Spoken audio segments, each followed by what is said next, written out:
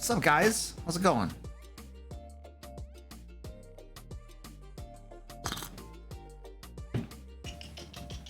Little guy. Come here, little guy. Little guy's here. Little guy. Up, little guy. Little guy. Little guy. Little guy.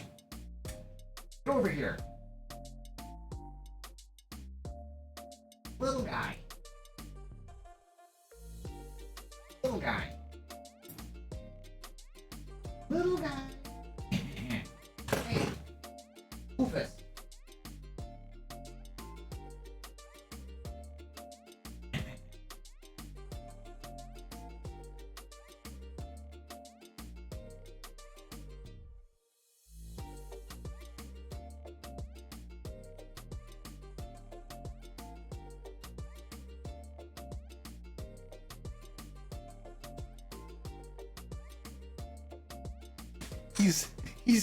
He just wants to see the residual catnip on the ground. He's like, oh, there's catnip here. Ah, I can smell it. Ah.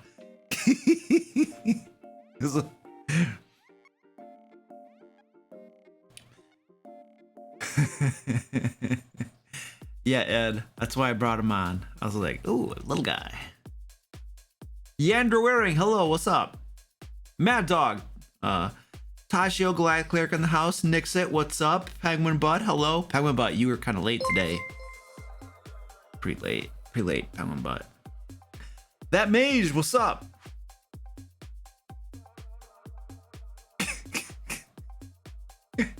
Stream Elements is always perfectly on time. Squishy, hello. Jay, what's up? Will Rab, hello. Soul Crystal. Esoderic. Dragetson. Hello. Soul Crystal, thank you for the prime. I appreciate that. You were so late, Penguin Butt. Zadia, hello. Ed, you're forgiving Penguin Butt? Why would you do that? Galactic Cactus. A Newman. Newman.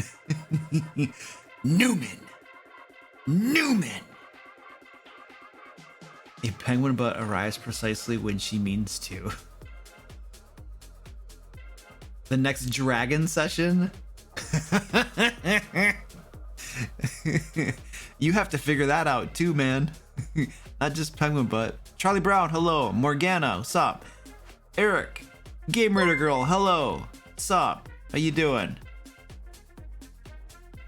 See Zachary, thank you for the prime. I appreciate that. Mad Dog, thank you for the prime. Appreciate that. Yes, good to have you in a live stream again, dude.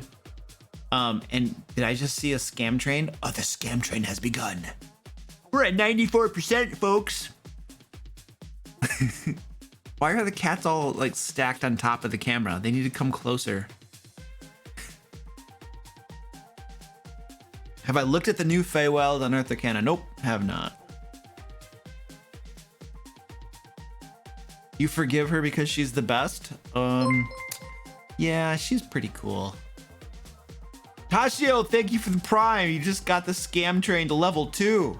You the man, look at that. Oh, you were here, you just didn't talk? Oh, God. That's such a, it's a crappy excuse. Oh, I'm behind it, chat.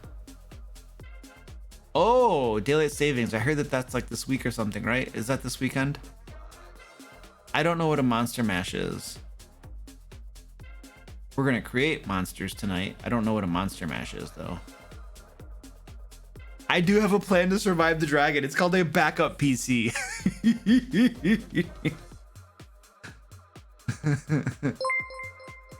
This is awesome. Arutha, thank you for the tier 1, dude. Appreciate that.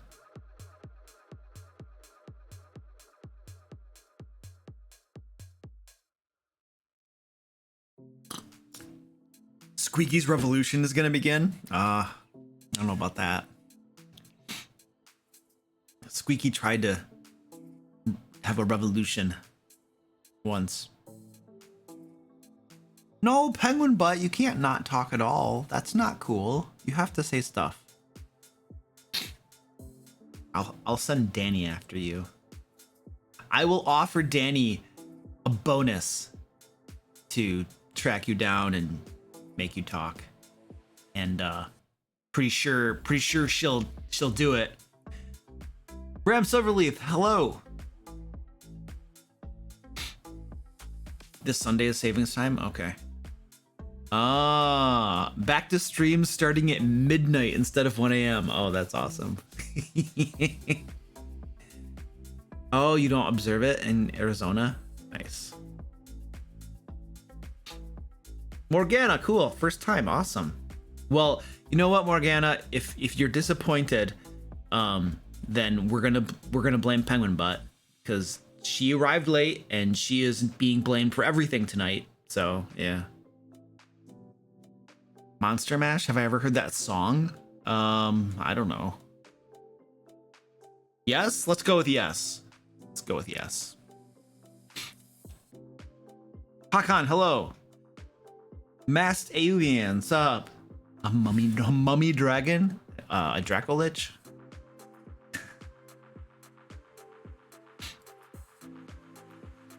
Cool. Come as many as you want, alien. You're always welcome. Just be careful of Penguin Butt because she likes to swing her. Wait. Hammers or swords? What do we have around here? Swords. Swords. Yes, we have swords. Ooh, we have a community challenge going on. Luke is the barbarian for a stream. Oh, you guys know how awesome that would be if we had that. That'd be like a Tuesday stream. We'd have to do that on a Tuesday stream. Where I'm the barbarian. I'll answer all the questions I get. I'll answer as the barbarian. Yes, we have several loafs going on. Pickle, hello. Uh-oh, she left. Oh, they're over there playing now.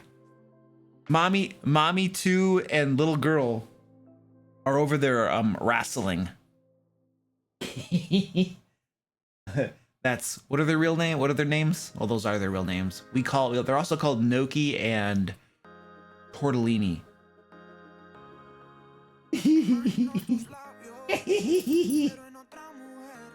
They're over there wrestling. I wish I had a cat cam over there. I don't have my entire basement covered with cat cams. Otherwise, I could put a camera over there, point that way. Eric from Phoenix, thank you for the Prime. Appreciate that. We're at 81K now for the community challenge. Oh, here comes the little guy. What's up, little guy? What's up, little guy?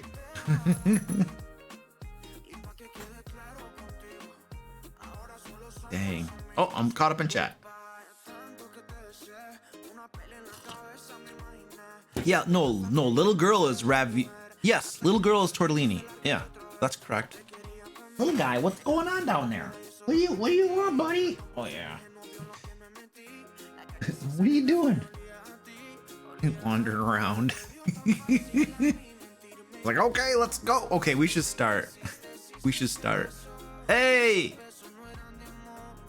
Sweet. Whoa, what happened there? Oops, daisies. I clicked the wrong button. There we go. Hey, we got the choo-choo thing. We should start. Let's start. Let's go back. This is our starting soon screen. All right, now we're gonna start. We were just taking that time to stare at the cats, is all. All right, ladies and gentlemen, welcome to the live stream tonight. On the live stream, we're gonna be live on this stream, and that's all I got. We're gonna create some D&D monsters. So I did some D&D monster creation, I want to say well over a year ago, and I was traumatized by it. It was horrible. But I have been creating crap tons of custom homebrew monsters for my Kickstarter Into the Fae, and I am now very, very better, well-versed in how to do it and not suck so bad. So tonight we're gonna create some monsters together, and it's gonna be beautiful, and we're all gonna love it. Yeah. So that's the plan for tonight. We're gonna create some D&D monsters together. Everything we create tonight will be on my website, thedmlayer.com, where you will have it up by tomorrow. Tomorrow sometime it'll be up there, and you can get all these monsters to use yourself in your games and all that good stuff. So yeah, it's gonna be awesome. By the way, I have tons of free resources at my website, thedmlayer.com. There are links in the chat. Thank you, Stream Elements. You're beautiful. Oh, that was Penguinbutt. Penguinbutt. Thank you, Penguinbutt. You can go over there, get tons of free resources for your games. And also, I have a newsletter as well that you can sign up to get free junk, free D&D stuff delivered into your email box every week as well. And lots of other cool stuff too. So also have a newsletter. There's a command for the newsletter too. It's just newsletter, exclamation point. So you can drop a link to that, mods. Thank you very much. Ed's been making monsters all week. Beautiful. Oh no. Uh-oh, my moderators are spamming the link. Penguinbutt, you know what to do.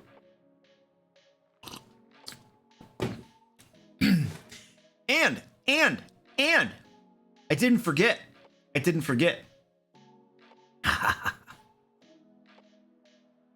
I want to let you know that I also, in addition to all of the other stuff that I do for the D&D community, I also publish monthly DM resources over to my Patreon.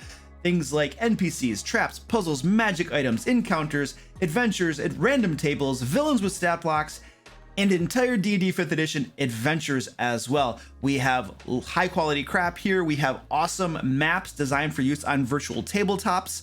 Many of these are designed by the Mad Cartographer who does his own shtick, creating like amazing maps as well.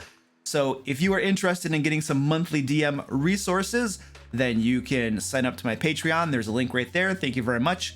It's beautiful. So there you go. There's a nice plug for you. Go check that stuff out. And the list gets longer. It gets longer and longer.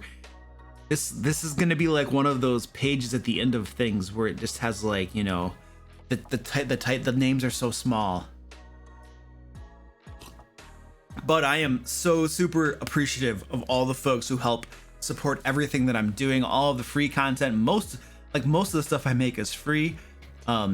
For the D&D community, really super appreciative of my patrons, and obviously my Patreons get a whole bunch of extra benefits, including that PDF I just plugged as well. And these folks right here, they get their names shouted out on stream, and I'm gonna do this as quickly as I can. All these people are super, super, super cool. Let's go. Let's go forwards. 5U Magic Shop, Arutha, Beoban, Bitty, Brad A, Brian C, Candy Sora, Chris Y, Bar, Wizard, Dresna, Edward L, Ed R, Eric S, Fallon, Goliath Cleric, Hydra Slayer, Izzy T, Jacob S, Jake L, James L, Jeremy W, Josue S, Cal S, Karen C, Kevin W, Kezadis, Kurt Y, Kiriako, Leopold X92, Lori S, Luke G, Mad Quad, Michael C, Manulo V, O and D, Paul B, Paul R, Penguinbutt, published author, Race W, Rachel S, Ramsey M, Robert W, Rock and Roll Joe, Ron H, Ryan G, Sakura, Simon, Snapbragger, Sophie M, Sofa Man, Stetson H, Stephen F, Tactical Tokens, The Old DM, The Pickle, Theta Tag 3, Zol Tim Black, Tom N, Tony M, Tooth and Nail Rules, Tyler N, Xavier H, William L. Thank you, you're awesome. Whew. You needed to start scrolling? Oh man. I don't want to have to make something that scrolls. That sounds difficult. I'm just gonna have more screens or something when I have to have more screens. I missed one? Well, crap. All right, so we are creating a D&D adventure. Let me get this thing up. No, we're not doing D&D adventure. What am I talking about? We're doing monsters. We're creating monsters tonight. And I need to get up my other website that I use here. Where? Gotta find it. There it is. There we go. Okay, so essentially there are two things we're doing tonight. Our monsters we're just gonna create in a Word document. Nothing fancy here, nothing super special, just a simple Word document. There are online sites you can use when you're creating custom monsters that will put it in like a nice little fancy box that looks exactly like it came out of the monster manual, which is exactly the problem, because that is basically copying the look and formatting of Wizards stuff, and that is probably technically an infringement on their IP. Therefore, we will not be using any of those sites. We're just going to be using a Word document. It also makes it easier too for folks to use it and crap like that. So anyway, we're going to put everything into a Word document. But what we will be using is this site right here. This is the CR calculator on 5e Tools. I'll drop a link in the chat to that right here. That link didn't really work too well. What is that? The cat's going crazy with the banana. This site right here, the CR calculator, basically what I use this to do is check the CR and balance the monster. Once we start crafting a monster, I use this to punch all the numbers and all that kind of good stuff. So that's what that's for. Yeah, it is definitely borderline copyright infringement. Yeah, exactly. When you publish D&D stuff, it can't look like the official content. Otherwise, you can get yourself into trouble there. So we don't use those sites when I'm publishing junk.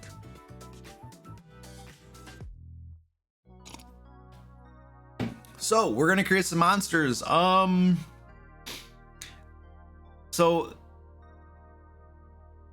the things that go into calculating this CR are hit points. There's a defensive challenge rating and an offensive challenge rating, and then the average of those two is the monster's overall challenge rating, which is what goes in the stat block. Now the defensive rating is basically hit points and armor class. That's pretty much it. The offensive is based on damage per round and their attack bonus or their save DC, depending on whether they primarily will use attacks or spell saves. And defensive also takes into account any vulnerabilities, resistances, that sort of thing. And there are also some other modifiers as well that will calculate into a monster's CR. So for spellcasters, essentially what you do is you look at the spells that they're going to cast and how much the average damage will be for those spells. And you have to basically, you will go for their highest damage output for the first 3 rounds of their best spells, and that's probably how you're going to average it. Now, it's not a perfect system because we're sitting here, we're like, well, you know what? Actually the best spells are Hold Person and Wall of Force and Banishment and Hypnotic Pattern. All of those spells, any type of battlefield control spell, every D&D player in the world probably knows that battlefield control spells are way more powerful than damage output spells for turning the tide of battle. But the system that Wizards has in place does not account whatsoever for, what do you want to call it? Those types of spells or those types of abilities. It's just basically damage. That's all it accounts for in their base system. So basically we guesstimate it. We take a guess as to how it's going to be, and there's no easy way to do it. So it's not a perfect system. If Wizards has a way that they balance them when it doesn't fall into their rules that they gave us, then I don't know how they do it. So we're going to do the best we can. At the end of the day, all honesty, it doesn't really matter because the CR system anyway is not perfect. Anybody who's run the game for any amount of time knows that you can develop what should be a medium encounter and it could be incredibly deadly, or you could have a deadly encounter and it's a cakewalk. So at the end of the day, our calculations are kind of not even important because the whole system itself is just not super great, you know. So anyway, there's my spiel about that crap. Now usually we can go 2 ways for creating monsters. We can brainstorm ideas for monsters, Or we can, sometimes what I'll do is I'll go to Google or Instagram or something, and we will literally find monsters, fantasy creatures, and then we will create stat blocks for them. So there's a couple different ways we could do it. We could start with an image first and then stat it out, or we could have an idea for one. So those are a couple different ways we can do it. What do you guys want to do? What's the preference? We're going to create at least a few monsters tonight. So for the first one, Penguin Butt says to do images. Ooh. Dice. Nah. The dice, I don't think the dice are gonna work for it. The dice that I have aren't gonna, what are they called? The Rory Story Cubes, I don't think would work super well for monsters. It might, but I don't know. I see a couple people saying images. All right, let's do some images.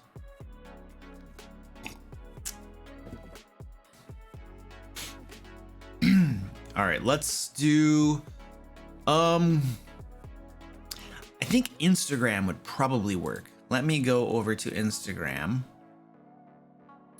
I gotta find it. Who looks at Instagram on their computer?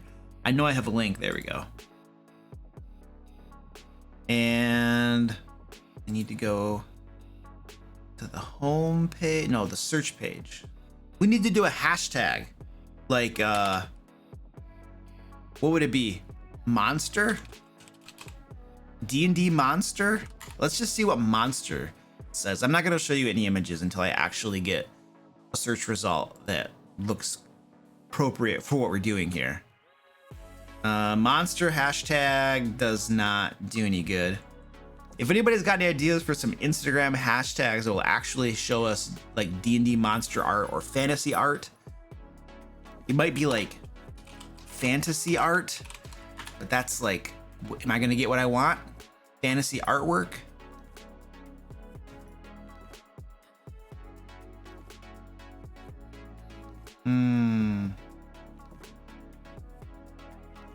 Nah, that's not gonna work. Fantasy is not a good word for us to use. Ooh, Pinterest. Oh, Pinterest. Horror creatures. Let's try that.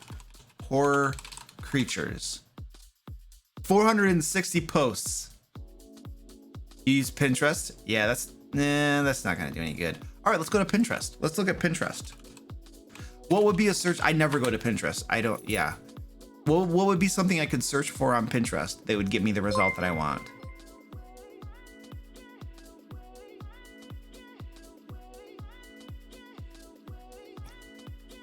Fantasy monster?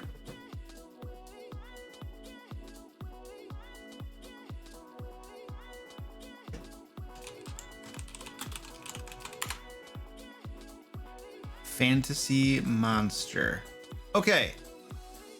Let me just scroll a little bit here. This looks mostly appropriate. Okay, beautiful. This is exactly what we want. Excellent. All right, I can show you my screen. Okay, here we go. We got fantasy monsters. Ooh. What is this? Look at this guy.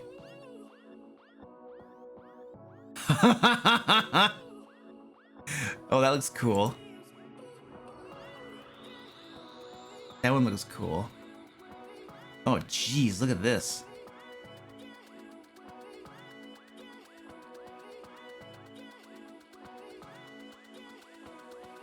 Okay, that's cool. Okay, I think let's start off with this one right here. This looks cool. How do I get a direct link to this? That URL should be a direct link, right? Let's see. Yes, that's a direct link. All right, beautiful. So that'll be the first monster we do. And monster name.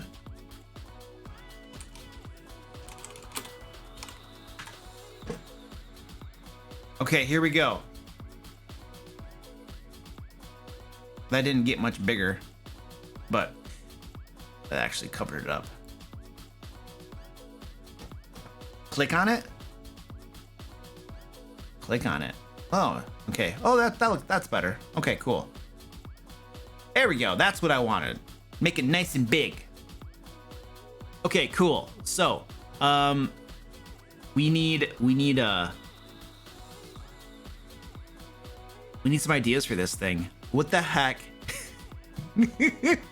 So the first thing is it definitely has some attacks. So let's start thinking about some of the attacks that it has. It has these, I think it's gonna have 4 these things. Each of these little arms up here I think is gonna be like dun, dun, dun, dun, dun, dun.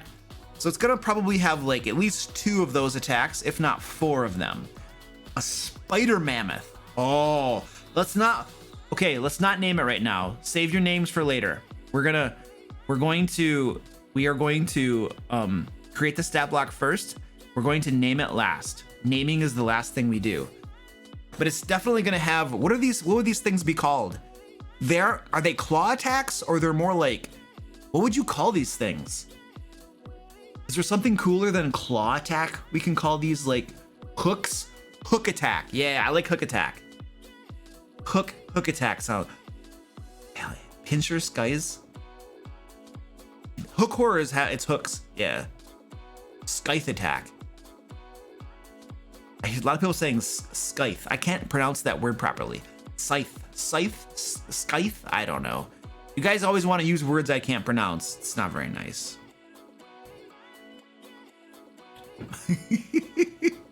Scythe. Oh, the C is silent. Okay, scythe. I'm gonna call it a hook attack. You guys are giving me hard words. Okay, so we're gonna have hook. This is a melee weapon attack. Well, here's the other thing too, before we get too far into this. What kind of CR? What do you think we should aim for this? This definitely feels like a CR 5 or above. If we make it a CR 5, it's something that most groups would be able to use at some point.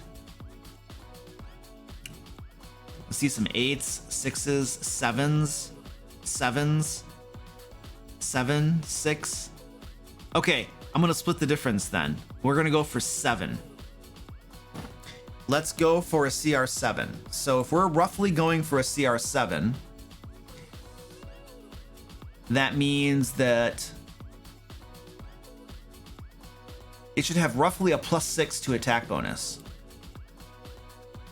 All right, so roughly a +6 to attack bonus. Now we'll have to figure that out later, but roughly it should have like a +6 to attack bonus, and the damage output is supposed to be a whole crap ton.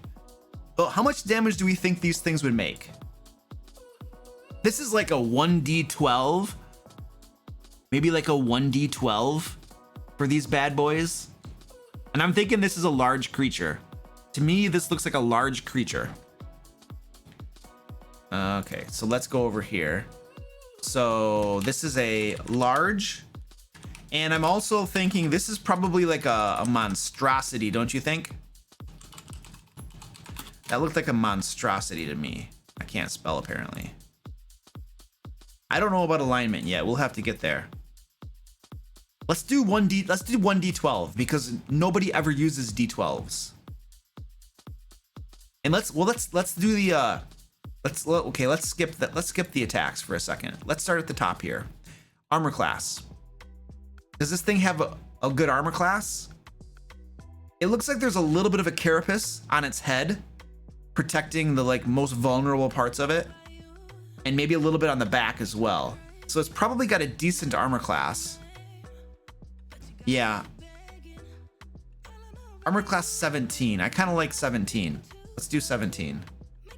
So armor class 17, and this is going to be natural armor.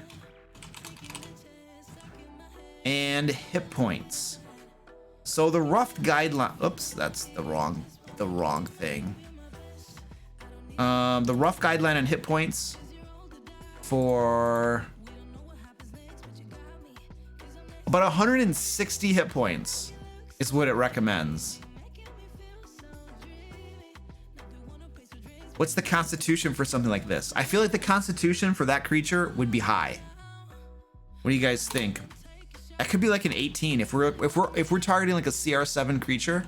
I think an 18 Constitution. We'll come back to hit points. We'll have to come back to that in a second. The speed, I feel like this.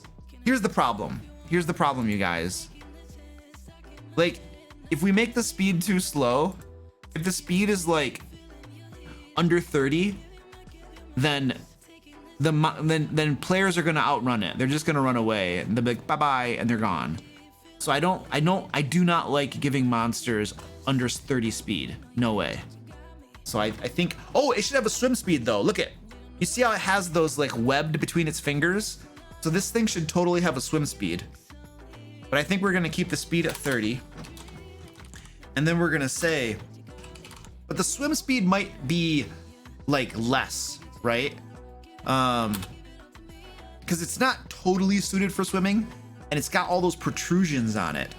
So I'm thinking maybe 20 feet would be like its swim speed. Okay, the strength. I feel like the strength on this is pretty high. It's a big beefy thing. So I'm just gonna go with a 14 or we'll make it a 19 there. Makes no difference. Dexterity is gonna be low. This thing is not dexterous. We'll give it 11 plus 0. Intelligence. Does this thing look intelligent to you? This does not look like an intelligent creature, nor a charismatic creature. What? It's got tentacles coming out of its head too.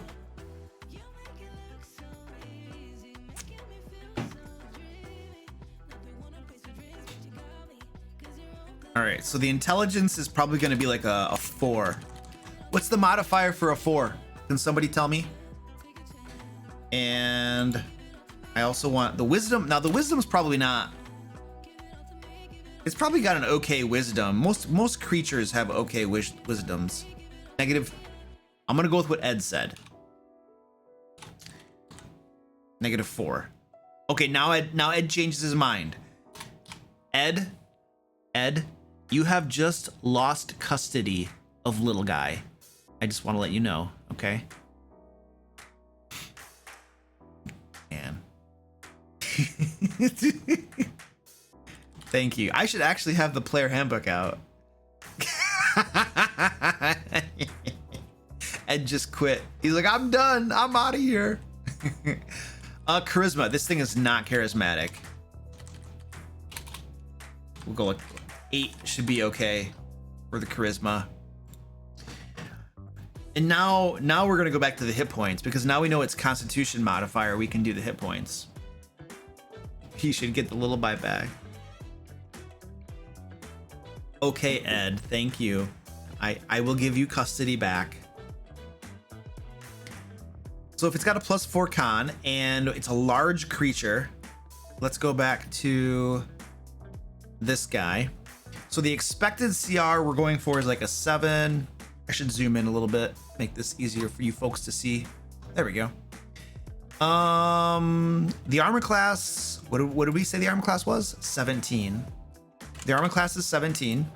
We don't know the damage yet. The size is large. And the Constitution was 18. And we're going for roughly 100 and... Actually, you know what I want to do? I'd rather have this, I want the DPS on this to be a little bit high because it has all those claws and hooks and stuff. We're gonna go a little light on the hit points and then increase the damage output. And I actually prefer to have creatures that do more damage and I prefer to have a higher offensive CR and a lower defensive CR because it makes battles faster and more dramatic. When you have something that just has a bunch of hit points and a high armor class, those battles are kind of slow and boring. So I prefer to have, you know, high damage output and lower defenses or lower hit points. It just makes things more dramatic usually. And you don't get bogged down. I'm getting advertisements. Goodbye. So we're gonna go for something or other. I'm just gonna put some numbers in and we're gonna see what it says. So that's gonna make it 95 hit points. Let's put in a D12. 114 hit points. Let's go with that right there. Let's start off with that. 12d10, and that's gonna make it 12d10 plus 48 and 114. So that would be our hit points. This might change though. A lot of times these things go back and forth as you're tweaking it out. But we have something to start with. And saving throws. Should it have proficiency in any saving throws? It's a CR7. So at this point, you might start getting proficiency in saving throws. Maybe it's Constitution and Strength saving throws, because it's high in those. And its proficiency bonus is going to be a 3, because we are dealing with a CR7. An advantage on saving throws against magic.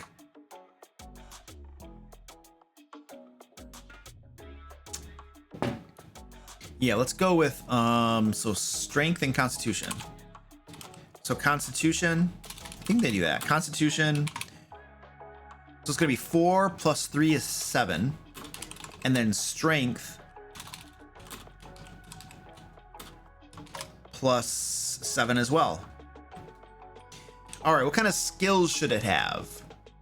Not stealth, none of these, but what kind of skills would a creature like that have? Let's go back to it. What do you guys think? What kind of skills? History? Athletics? Okay. Athletics makes sense. Ooh, survival. Survival makes sense too. Athletics and survival. Athletics. So it's going to be 7. Survival. That's a wisdom. So it would be plus 3. Grapple is not a skill. Intimidation. Intimidation's a pretty much worthless skill for a monster to have. Because it's the players are just they're gonna role play their characters however they want. They're just gonna be like, I'm not gonna be intimidated. I'm just gonna do what I want. So that stuff's kind of hard. I mean, it makes sense, but it's kind of hard for it to have. You know, from a game mechanic standpoint, it doesn't do a lot of good for a monster to have intimidation.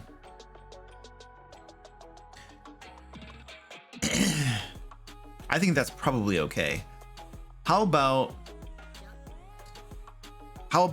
damage resistances or immunities or condition immunities? Somebody did say magic resistance. Do we want to give it magic so this is like a swamp creature-ish, kind of a swamp creature. It's got these tentacle things. That's really interesting. Non-magical weapons. You know, resistance to non-magical weapons is kind of pointless when you get to the CR7 creatures. Because most players are going to have magic weapons at that point. In fact, yeah. Tremor sense, camouflage, immunity to fear. What do they call that?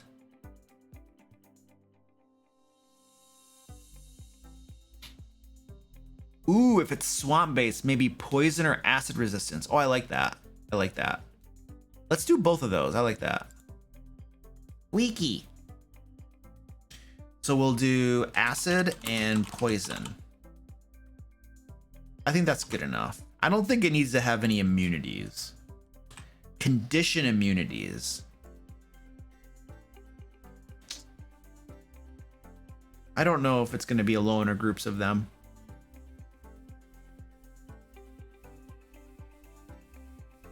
Oh, yeah, Wizards gives resistance to non-magical damage to all of what? To all of what? It's a pointless condition. Because if you put that in front of players at too low a level before they have those magic items, they whine and complain about not being able to hurt it. And then at higher levels, it's irrelevant. Immune to fear and charm? Okay. So charm and fear. Fear is not a condition. Is it? I don't think fear is a condition. That's not the name of a condition. Frightened. Frightened is the condition. So Charmed and frightened. Okay. That's good. All right, passive perception. It's gonna be it's a 0. Well, that sucks. Wait, no, not 0. 10. We should give it. What about proficiency and perception? Let's do that. It's a hunter. That thing looks like a hunter of some sort. So let's make it proficient in perception. Languages. I don't think this thing speaks any languages, but what if it understands a language? Hunting uses survival. Did we have survival? I thought we had survival. Yeah, we have survival. Abyssal.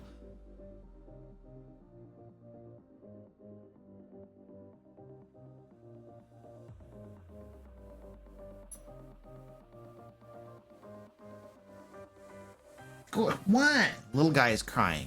Ed, make him be quiet. Oh my gosh. Look at all these cats I have waiting. They're all waiting. Look at these things. We're gonna eat you. We're gonna eat you. Oh man, that's terrifying.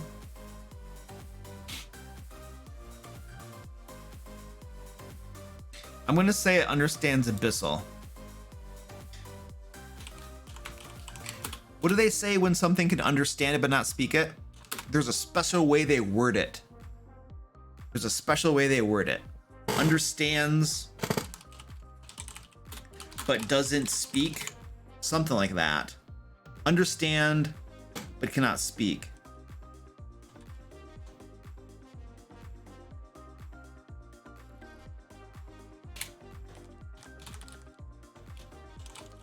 Okay, there we go. And we're going for a CR7. And the CR7 has 2900 XP.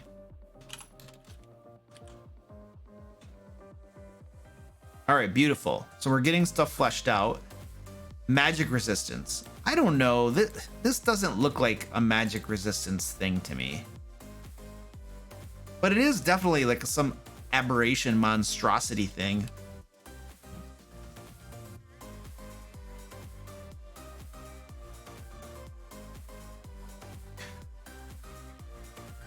Oh, understands X but doesn't speak. Okay, is that how it is? Understands Abyssal but doesn't speak. Thank you, Ed.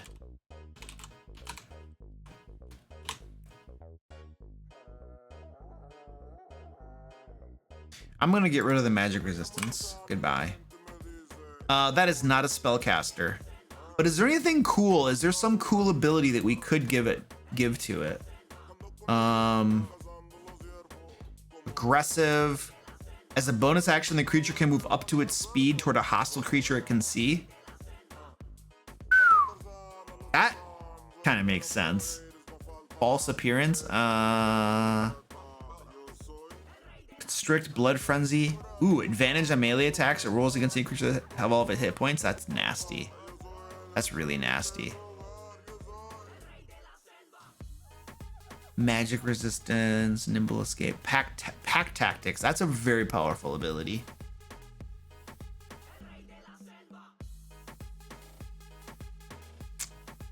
Yeah, we're not regeneration, relentless.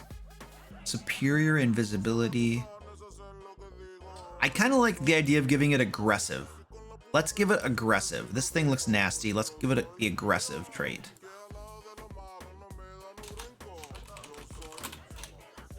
And what's the wording for that?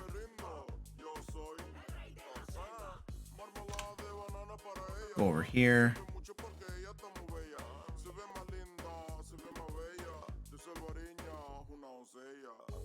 Get rid of that stuff.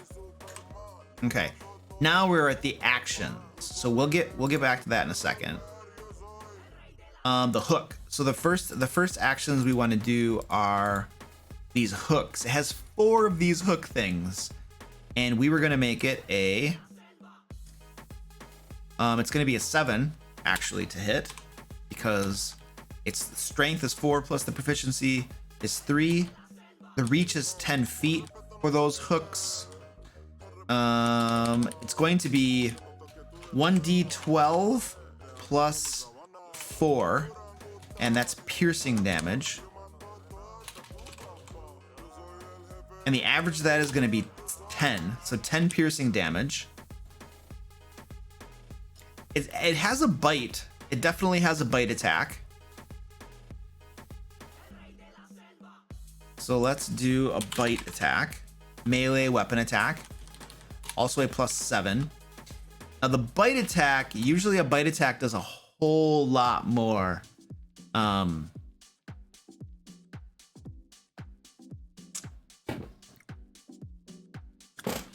Damage. So let's do a 2d12 plus 4. So that will be, let's see. 6.5 times 2 is 13 plus 4 is 17, right? Is that right? That sounds about right. Yeah, we're gonna get to a tongue attack that like grabs something and reels it in. We're gonna get to that. I see some people saying that, but I want to get its attacks done first, and then we're gonna do that. So it's got a bite attack. Oh, the bite attack is piercing. Okay, good. So that's good. And now we're going to have what should it be? A tongue attack or a grapple or a reel? What should we call it when the tongue shoots out and grabs somebody? Something cool.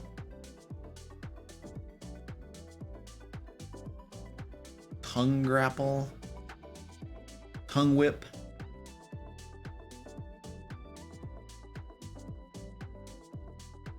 A wrap, tongue wrap.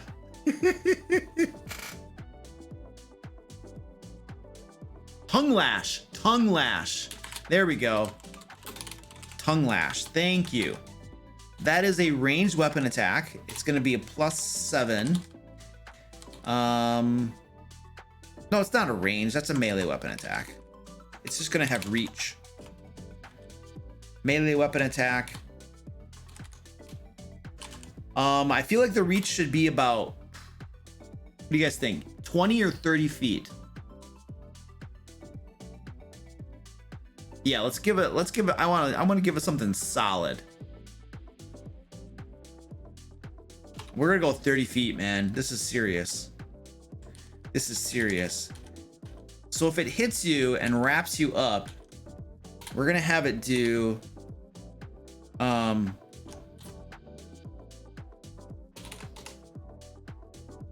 let's just do the 1d12 plus 4. 10, and that's gonna be bludgeoning damage.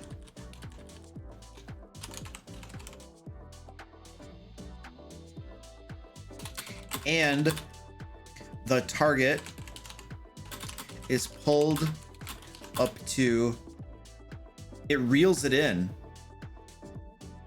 So up to 30 feet closer to the creature. All right, there we go. So, oh.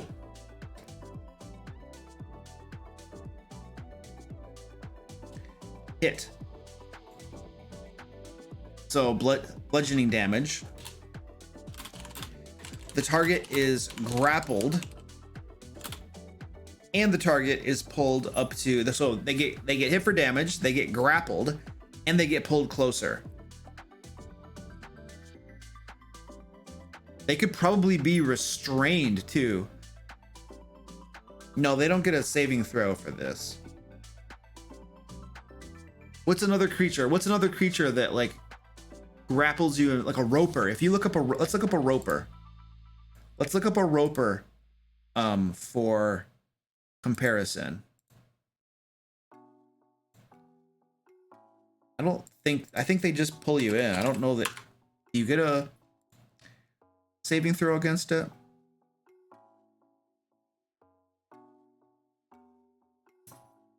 Yeah. Well, this has a separate action. It's a separate action. It attacks with its tendrils, it uses reel, and it makes one attack. But you don't get a saving throw against being pulled in. If you get hit, you get pulled in. So we don't have to give them a saving throw for that stuff.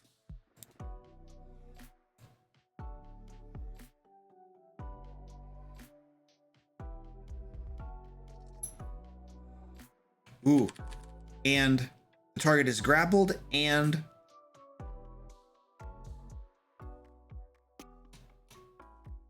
there we go. That's good.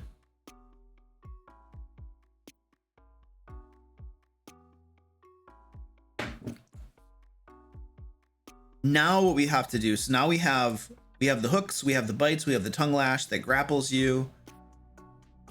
And now we have to do a multi-attack. So we're going to say the creature, what if it has a tongue, what if it can do, like, how crazy would it be to do a tongue lash, a bite, and then 4 hooks? How crazy would that be? So it's a beast. It's just like boom, boom, boom, boom, boom, boom. And we'll see what the CR would be like. But imagine if nobody is near it and it tongue lashes somebody, reels them in, bites them, and then hits them with 4 hook attacks. Holy crap. Let's pretend we're gonna do that, but before I write it out, let's actually punch the damage. Let's punch the damage on the CR and see what that does. So we have to get the average damage. Let me get a calculator up. Let me pull this where we can see it. And then, so we're gonna have 4 hook attacks. That's 40 points of damage. Plus a bite attack. Oops. Plus a tongue lash, which is 10. So that's 67 points of damage. So 67 points of damage. Damage per round, 67. And the attack bonus, what was the attack bonus? 7.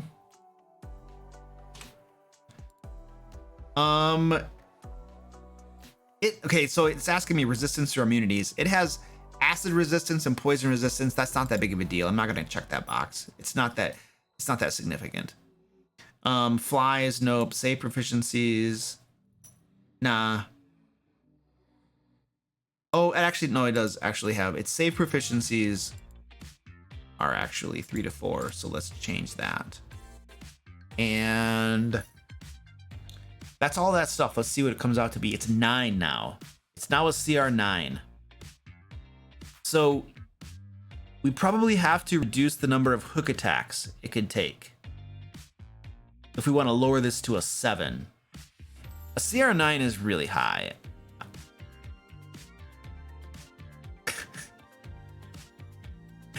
Just 2 hooks. Though the lashing does damage too. Let's take the hooks down to 2. And each of the hooks was 10. So if we reduce this by 20, we get 47 damage per round. And there we go. Now we're at a CR 7. So I think we just do 2 hook. If we do two hook attacks, I think we're good to go. Yeah. And then we have it perfectly balanced according to this calculator. So the creature makes a tongue lash attack, makes a tongue lash, a bite, and 2 hook attacks.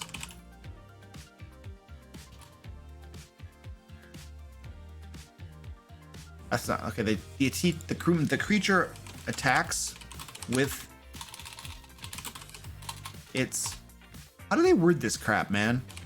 Attacks with its tongue lash, bite, and 2 hooks. There's got to be a better way to word this. How do they do this for the... There we go. The roper makes 4 attacks with its tendrils. uses reel and makes one attack with its bite. So there's no really nice way to do it. Makes one attack with its tongue lash, bites, and makes 2 hook attacks. There we go. That's good enough.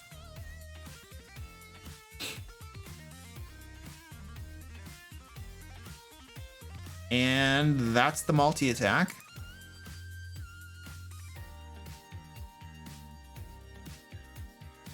The hit points were fine. We're going to keep those hit points.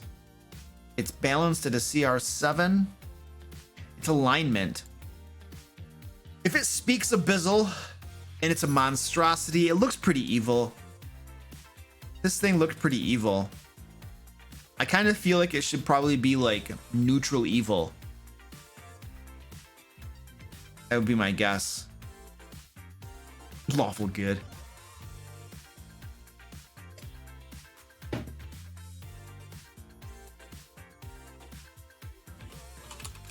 Neutral evil.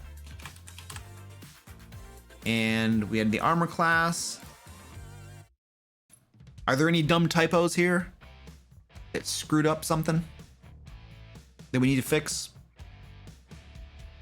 We have multi-attack. We have all these attacks. We have a link. We have a link to the image. Actually, you know what I want to do? I want to link directly to... oh, geez. I want to link directly to this guy's art station because that way he gets... Well... he kind of gets credit for it if people go there. There we go. Passive perception should be a number, not a... Okay. Oh, thank you. There we go. All right. So I think we just need a name. What is the name of this monster? Here we go. Based on its attacks and what we've done. What do you guys want to call this thing? Quaglasloth? Fluffy? Yes, it's very fluffy. Hooked Devourer. Fred. Yeah, that's great. The Hooker.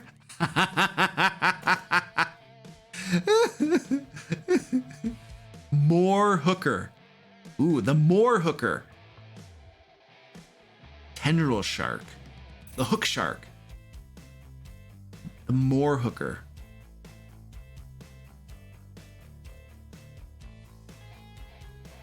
Should do, what about the More Hooker? The More Mammoth? The Hook Mammoth. The Hook Mammoth. The Mammoth Grab. The Hook Mammoth. The Mammoth Hooker.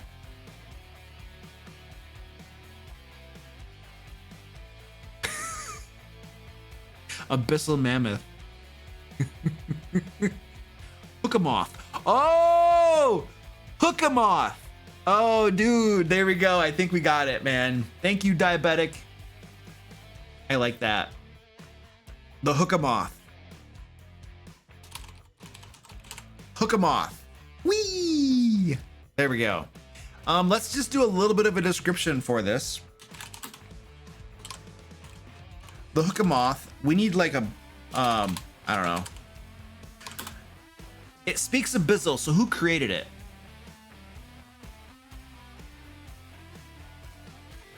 Who would have created this? Some sort of... Abyssal is like a demon or something. A coven of hags? Ooh. I can't use copyrighted words. Like such as beholder. Can't use that. Yugoloth is probably not a good place to go either. A hag coven. Speaks Abyssal. Those are like demons and stuff. Swamp witches? Ooh. I mean, hags. Yeah, coven of hags. Demogorgon. Well, let's do a. We need to look this up. Demogorgon. Yeah, that's not. This is just Greek mythology. Okay, cool. So we can probably use that word. All right. I wanted to make sure it wasn't some, you know, Wizards proprietary, we own this word type of crap.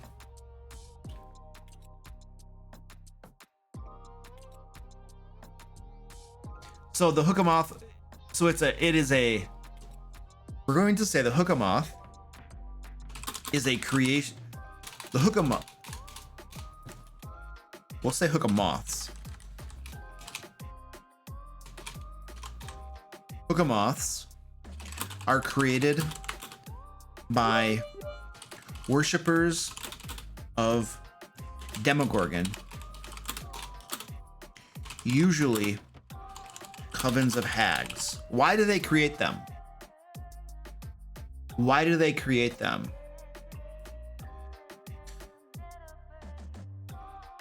Guardians or something?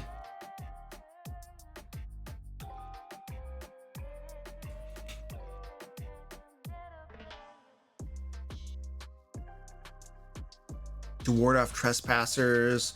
Ooh, for their like demonic rituals to guard the land. Yeah. Okay. To guard. What is going on down here? Squeaky, please.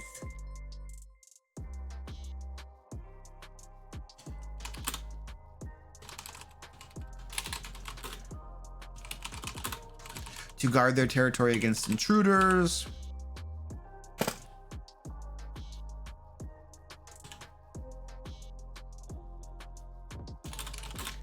Who might stumble upon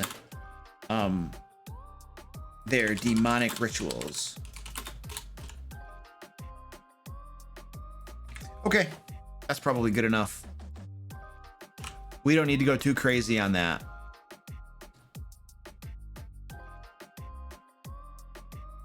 And I think we're done with that. Whee!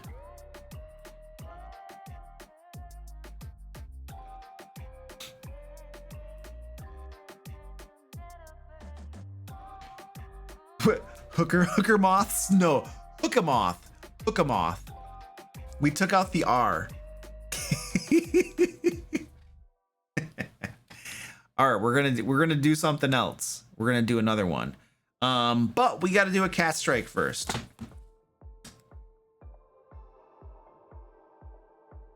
I gotta change this thing here. I have you guys.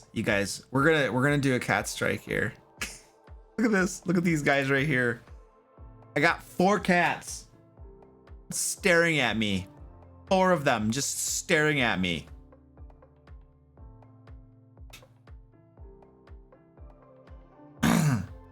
Chunky monkey strike. Yes, this is gonna be a cat strike. Yeah. I need coffee too, man. I'm so out of coffee.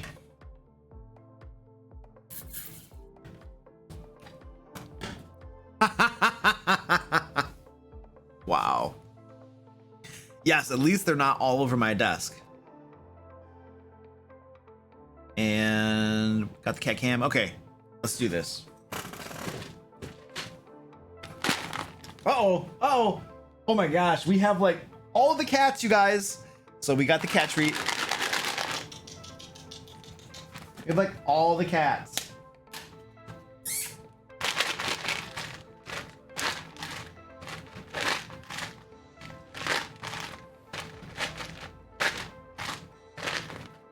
Uh-oh. Wow. I know. I know.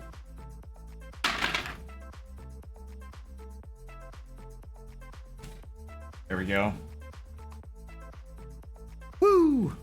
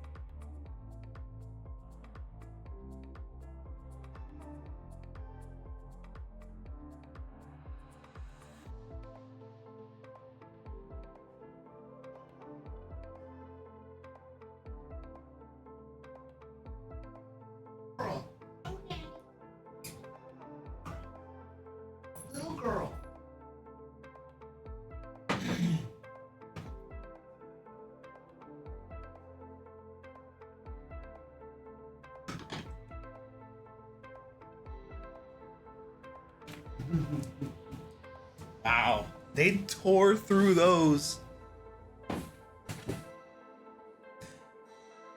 Look at that. Who's in the box? Orange. Orange is in the box.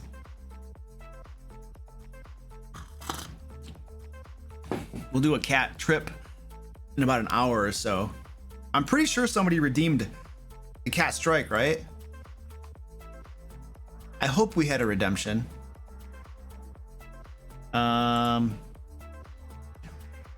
yeah. Oh, we totally, yeah. Can almost always count on those getting redeemed.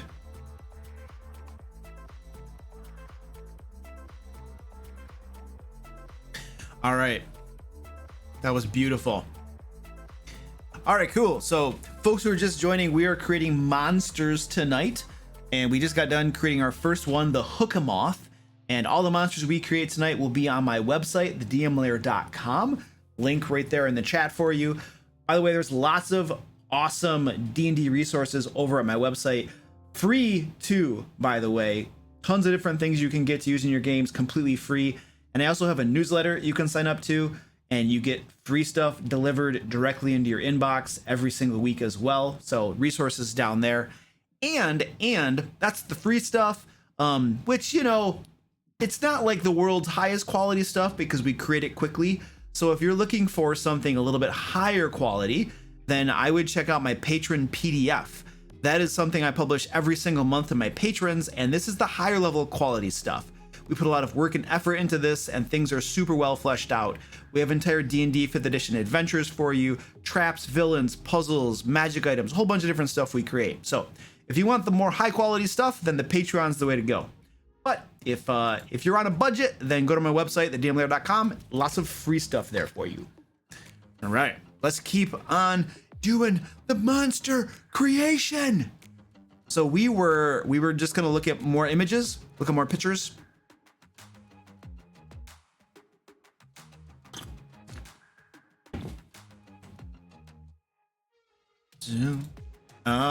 Okay, so go back to Pinterest. Let's show my screen here. And let's find another monster that we can stat out. Well, that looks interesting.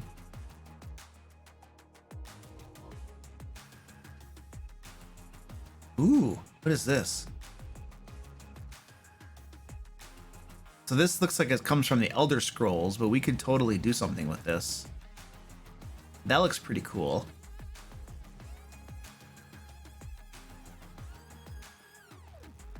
The little cat dinosaur? The little cat dinosaur. Okay, hold on a second. Where was that? Where's the little cat dinosaur? This one? Is that the little cat dinosaur? That's not the one, is it? I don't... Oh, this one. Nice. That's cool. Wait a second. This was made by Wizards of the Coast. What is this thing? Does this actually exist?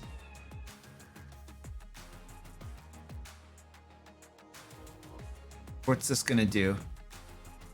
I probably don't want to be on this website. No, I don't want to be on that website. I don't know what that is. It's a Magic the Gathering monster? Is it? Oh, okay, that makes sense. Yeah, Wizards, okay. Well, we could still stat it out for D&D though. Oh, we hit the community goal. Oh dear. I'm just gonna refund all that, sorry. This is a nice try though. Okay, cool, let's do this one then. This is gonna be like a small creature, I think. We gotta create a new insert, quick parts, D&D monster, D&D monster. Where's my D&D monster? Oh, there it is. So this is probably gonna be small, right? Or tiny, or to be tiny.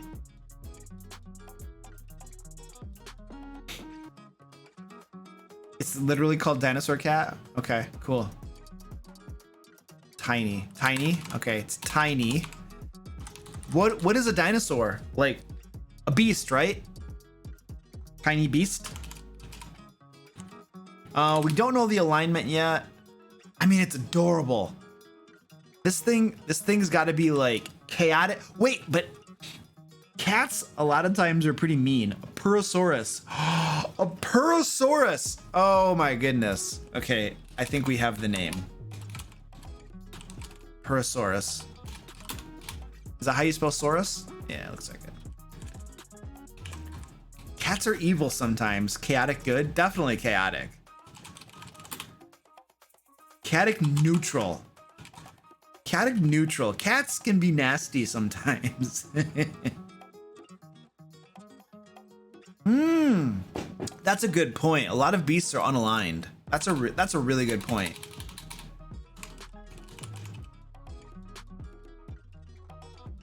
I think, for instance, if we were to look up a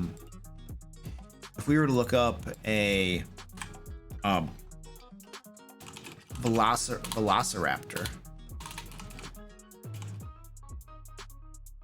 Yeah, it's unaligned. So, oops, we're not doing that one anymore. It's so cute. Let's start statting it out then.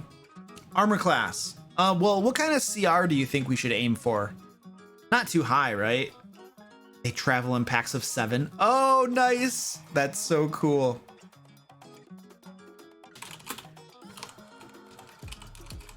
The Purosaurus is a prehistoric creature known to travel in packs of 7. They should literally have a special ability that's purring. They have this purr, and when they begin purring, it has some sort of effect. Oh yeah, packs of 9. Packs of 9. Why did we say 7? 9. Packs of 9. Yes, they definitely should have pack tactics. I agree. Let's go over to here. Well, let's reset this first of all. And go away. Just advertisements. I don't know. I think this is probably not going to be like a very high 1/4 or something CR. It's not going to be a very high CR. And we wanted to do pack tactics. I agree. Pack tactics makes sense to me. Where is that? Where is that thing? There we go. Pack tactics. Go over here.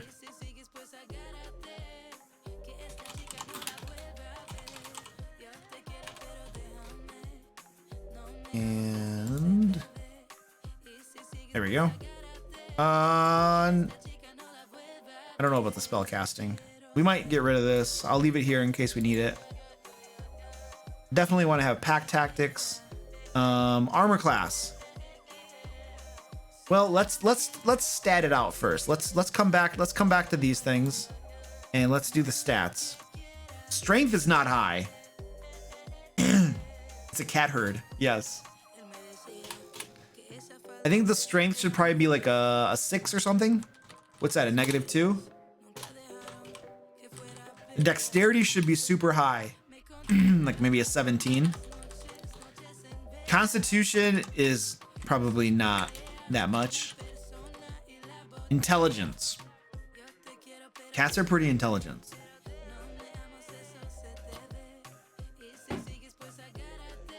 Oh wait.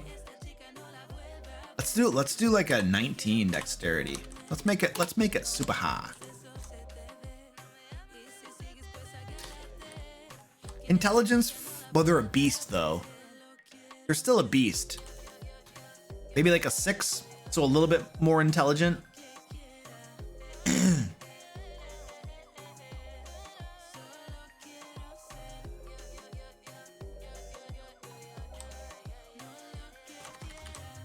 What's a 6? -2? Yeah, Oh yeah, we can look up the cat stats to see what that looks like.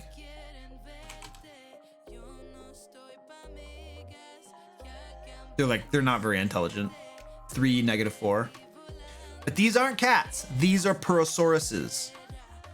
These are Purosauruses.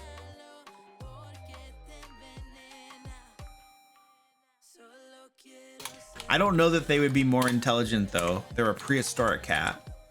What's the wisdom for a normal cat? A 12 +1. And the charisma's... How is charisma a 7? Oh my word. No, the Purosaurus is going to have a much higher charisma. That's crazy. I don't know how they did that.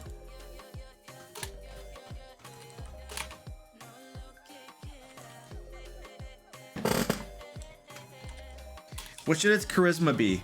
25 charisma? 20 charisma? Oh yeah, that's good. Let's make the wisdom a little bit higher. 15 charisma? Okay. That's a +3, right? No, it's a +2. Yeah. How's that?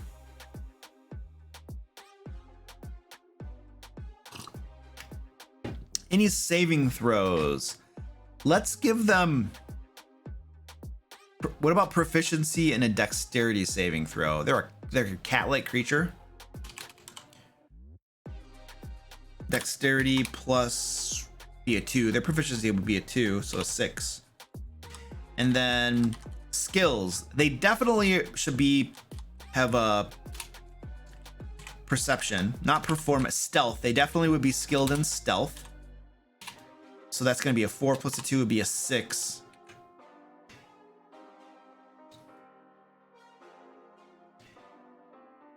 Yeah. Well, I saw something here. Dark vision. Yes, they should have dark vision. Dark vision, 60 feet. Okay.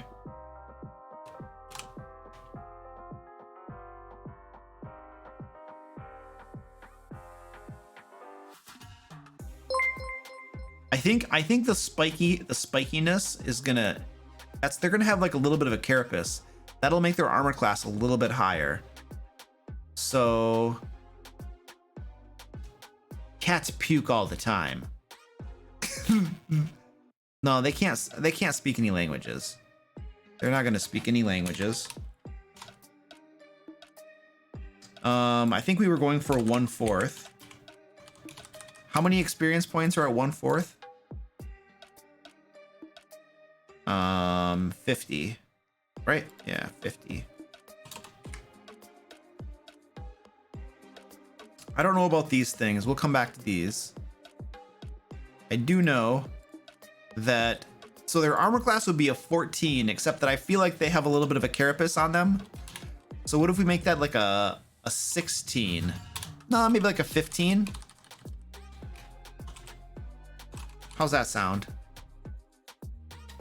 Oh yeah, we gotta do speed too.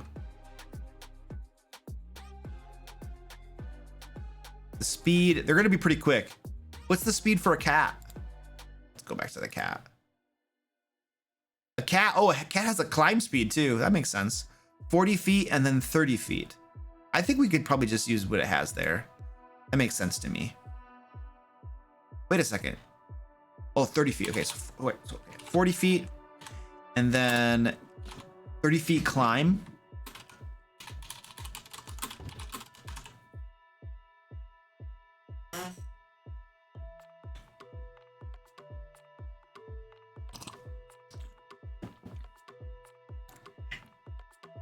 All right, let's get rid of that. And we haven't done hit points or anything. We could do the hit points. Yeah, we have a constitution of a 10 and they're a tiny creature. So we could work on the hit points. We're going for about 40 hit points or so. The armor class is 15. They are tiny. And the hit dice, let's give them 5 hit dice. 10 hit dice.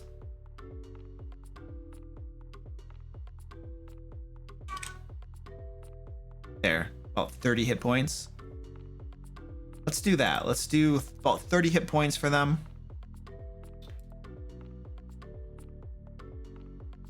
And that's going to be 30 right there.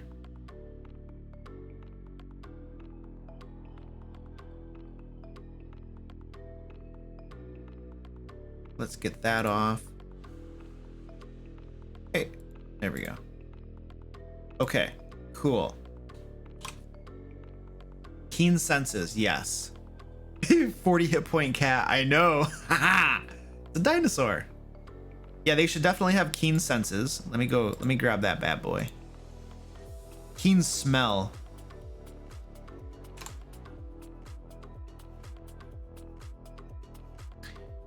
Gonna be right there.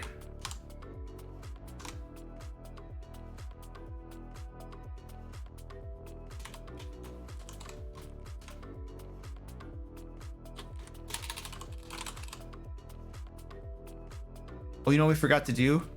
Oh no, we're okay. Oh, these are supposed to be alphabetized.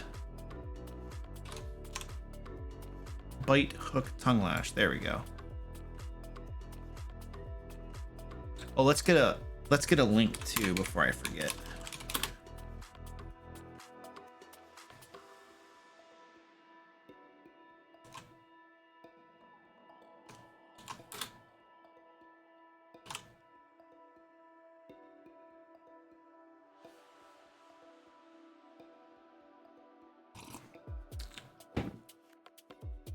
Hi, Wolfpool. Thanks for hanging, dude.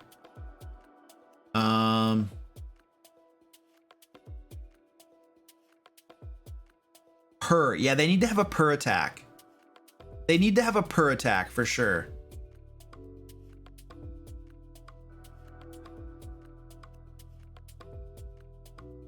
I don't know what that would look like though, but I want there to be some sort of thing where they can purr. And it does something. It does something. I have no idea what. So they're definitely going to have a claw and then a bite. Let's do those first. And then you guys can think about, oh, a harpy song? Interesting. Yeah, I'll take a look at that. Let's get the claw and the bite done first. So it'll be a +6. And it's not going to do a lot of damage. It's going to be like a 1d4. 1d4 plus 4.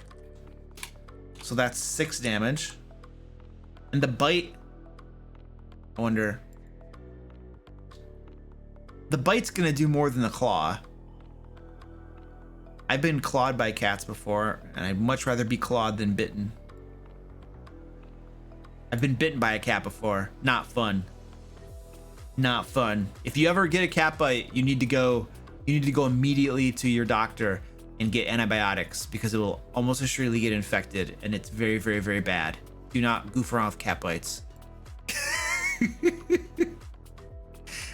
I did not do that, and I ended up having to go to the emergency room and get an intravenous IV of antibiotics because it was not good. Just, there you go.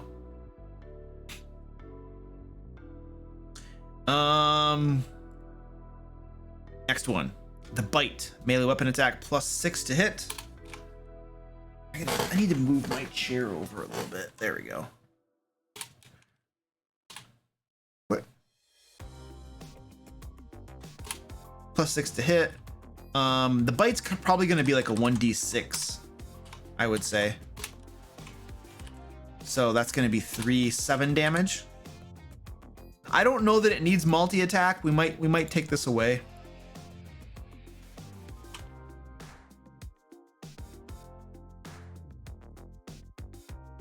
No, your cats aren't going to bite you though. Oh, make a con save against disease. I kind of like that. If your own cats in your home aren't gonna bite you unless you do something really, really stupid. Like, I was one of my cats did not like getting put into the cat carrier, and I had to take him to the vet, and he was fighting and struggling and stuff. And yeah, so I ended up getting bitten by that moron. I should have used the blanket. You could just put a blanket over them, and it makes it so much easier to handle them if they want to not be cooperative with you. But I wasn't that smart back then. Purr of petrification. Ooh. I like this idea of the bite attack being diseased.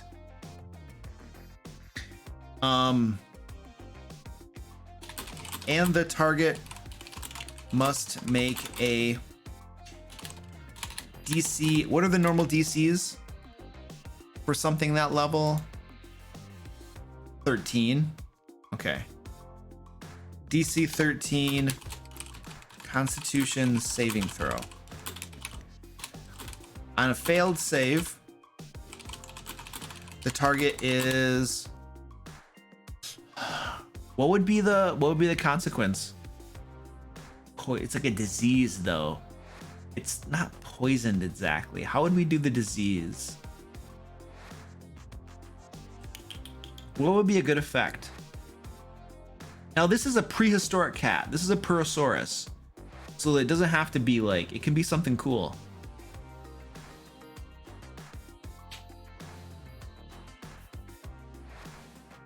If you're role-playing this monster correctly, then it wouldn't necessarily always do one thing. You can't use human intelligence when role-playing a bestial monster.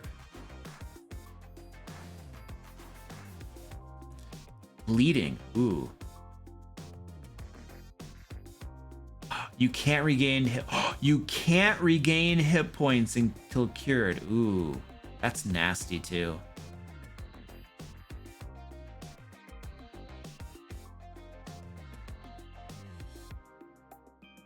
Ancient bacteria in its saliva. Yeah. I think that on a failed save, the target is poisoned. I don't want to do that. On a failed save, the target what's the name of the disease? Suffers. We need a name for this disease. Suffers from something disease and cannot regain hit points until cured.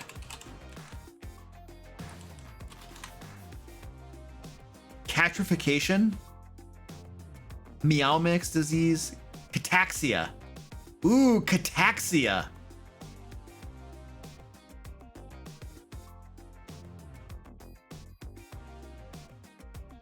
Rock joint. Oh, I like that. Rock joint sounds really cool.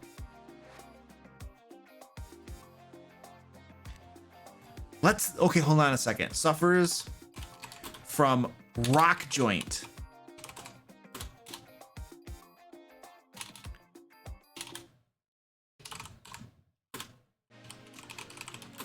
We're gonna make this suffers from the rock joint disease. Until cured, such as by the remove disease spell or similar magic, the target has a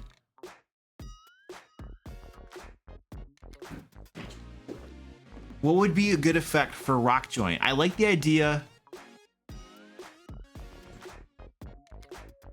I like the idea of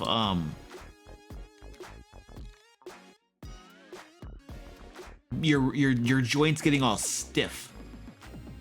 Disadvantage on dexterity saving throws. Ooh, I like that.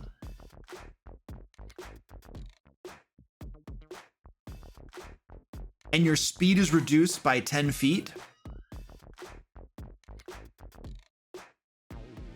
Yeah, has disadvantage on dexterity dexterity saving throws, and ability checks. Halved. Speed is halved? That's really nasty. Wordy. And their speed is reduced by 10 feet. Let's just do 10 feet. Halved is nastier.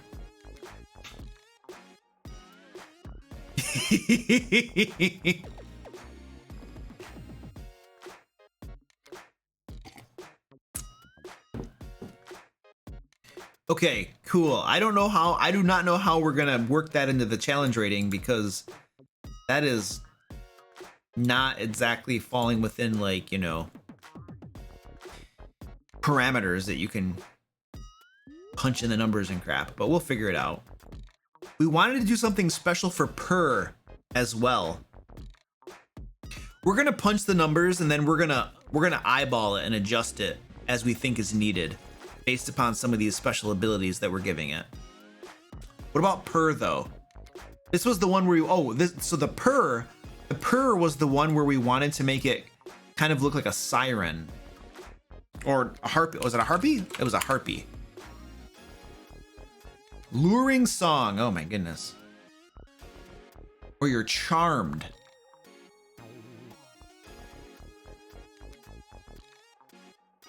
And while charmed, you're incapacitated.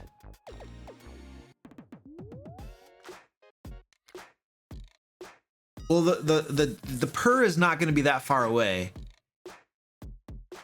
I like the idea of becoming charmed. And when you're charmed, let's say that what if when you're charmed, you are unable to harm the Purrosaurus? It's too cute. It's purring, it's too cute. You fall in love and you're like, nope, I'm not doing it. I'm not gonna attack it. There's no way. It's too adorable. Yes. Let's do this. Is that the charm definition? Are you serious? That's literally the definition of charm. Hold on a second. A charmed creature can't attack the charmer or target the charmer with harmful abilities or magical effects. I just thank you. I thought I had a brilliant idea, and now you just reminded me that that's what charm does to begin with. You guys are mean to me.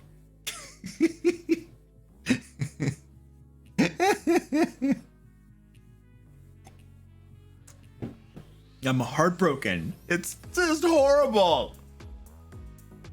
All right, well, we're gonna copy this sucker right here. And this is the purr.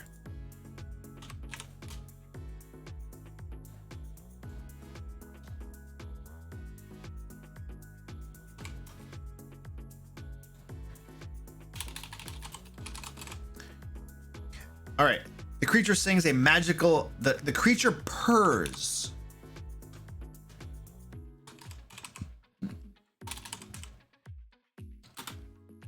The creature purrs and rubs against the leg.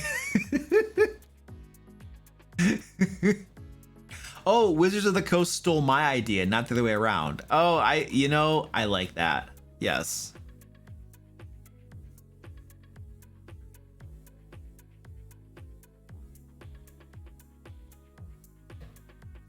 While it's charmed, the creature willing to move toward the kitty, wanting to pet its belly, leaving it exposed to attack.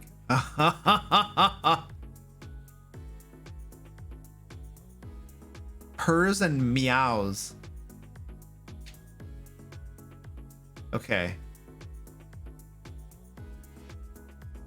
I kind of like that idea right there. Okay, so hold on, let me see how we do this. The creature purrs and meows in the most adorable way possible. Every humanoid within 30 feet of the creature that can hear the purring must succeed on a DC 11. That's so low. These things are adorable. We're gonna go with DC 13. What kind of saving throw would it be to not be charmed by its purring? Is it a charisma saving throw? Like your charisma has to be, you have to succeed against its own charisma and its own adorableness.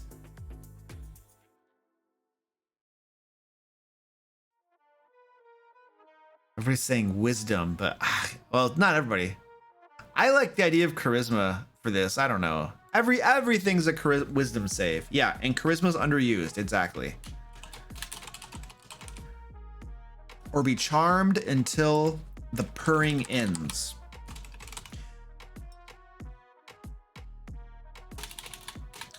The creature must take a bonus action on its subsequent turns to continue purring.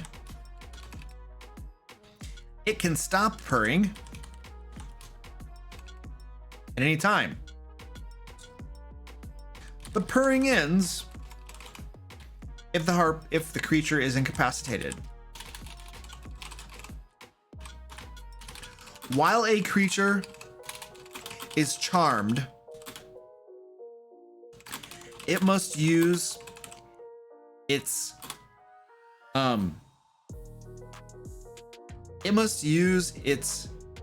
action. I want to say that it has to use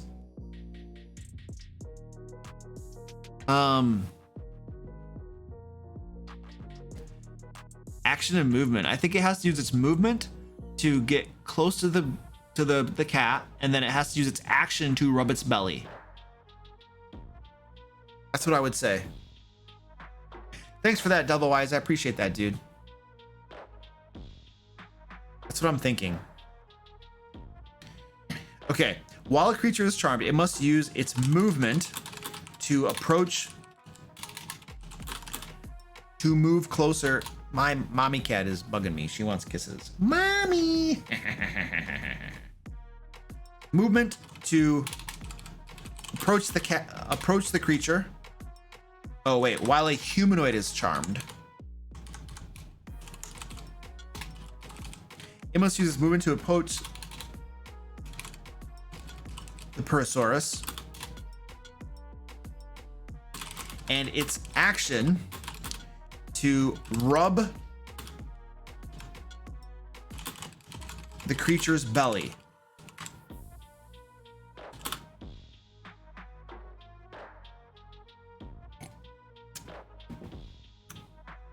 I just failed my save? What do you mean? Yo, that's right. Mommy, she's making me pet her. Yeah, I failed my save. And its action to rub the creature's belly. So it's pretty much screwed. Now, can it repeat its saving throw? Oh, no, it's charmed until the purring ends. Wow. Dude, you could get an entire party charmed by these creatures and rubbing their bellies. As long as they keep purring, your whole party is done. If they fail, it's a DC 13 charisma save. Wow, that's crazy. And they travel in packs. Oh yeah, totally. That'll be nasty. We should definitely say it ends if you take damage. Yes. We're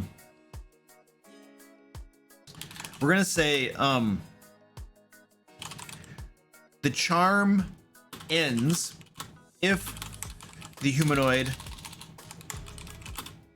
takes any damage from the Purosaurus,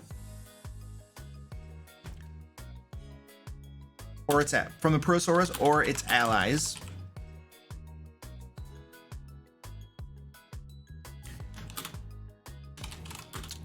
And then I also want to put the condition where if its charm ends, it's immune to the charm effect for the next 24 hours. Because some creatures have that as well.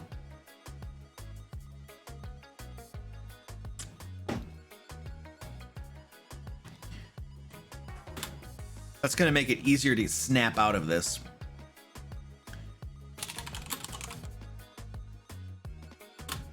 When the charm ends, the humanoid is immune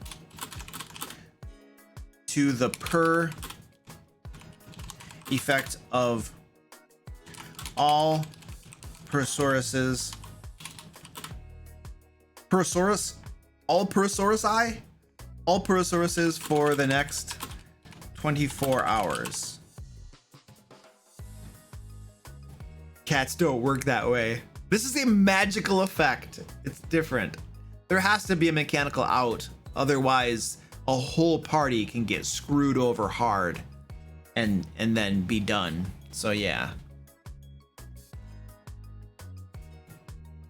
And that's pretty much the way to get out of it. You take damage. So the whole party could get charmed by them and they could be rubbing their belly. But if anybody attacks them then and does damage, they snap out of it and then they're fine. So that will balance that. Yeah, I don't know if this is going to be a CR 1/4. We still have to punch the numbers. I don't think it's going to get a multi-attack. There's not going to be a multi-attack for this guy. And no spellcasting.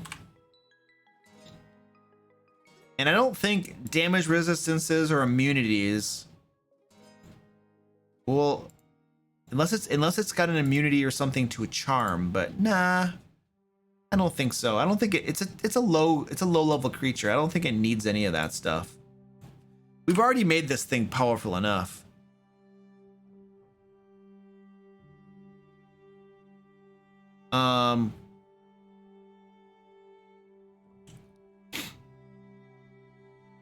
So I think we're just gonna continue. We'll punch the numbers and see what the CR comes out to.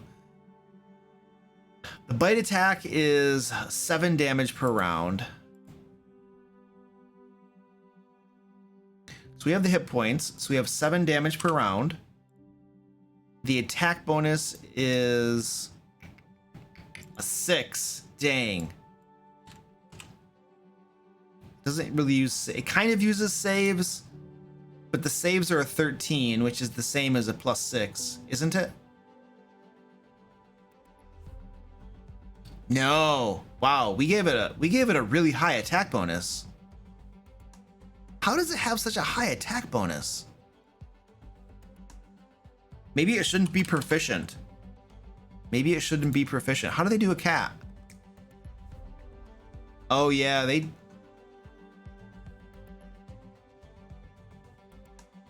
have a +0. How do they calculate a +0 for a cat?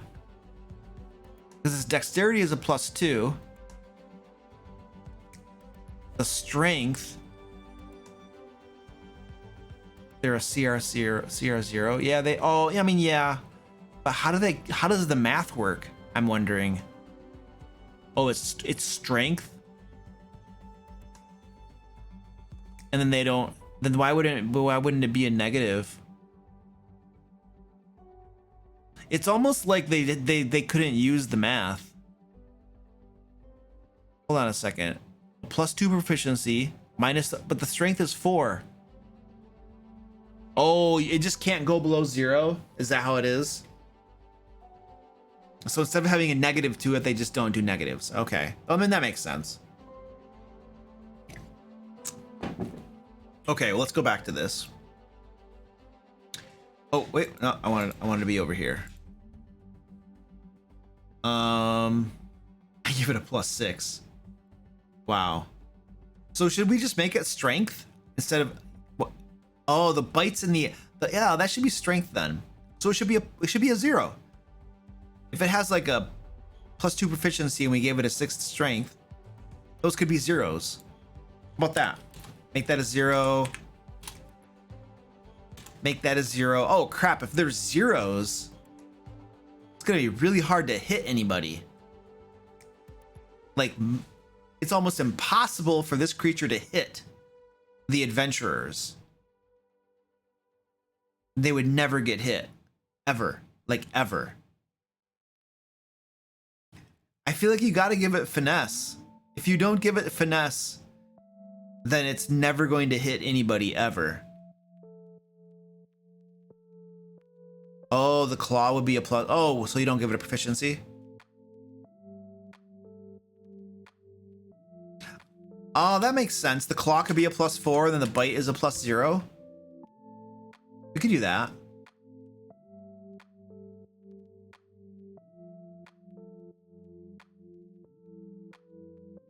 Oh, they do have pack tactics. That's true. Pack tactics is an equalizer. This might work though.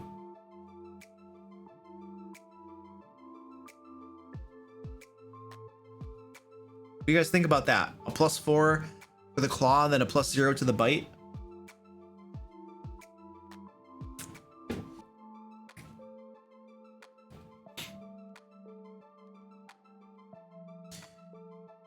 I think we're gonna do that. That makes me feel a bit better. Then it has like a +4, which is closer to that.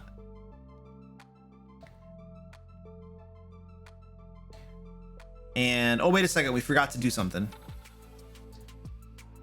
The bite is not gonna have modifier to it then. It'll just be 3 damage. And I feel like the saving throws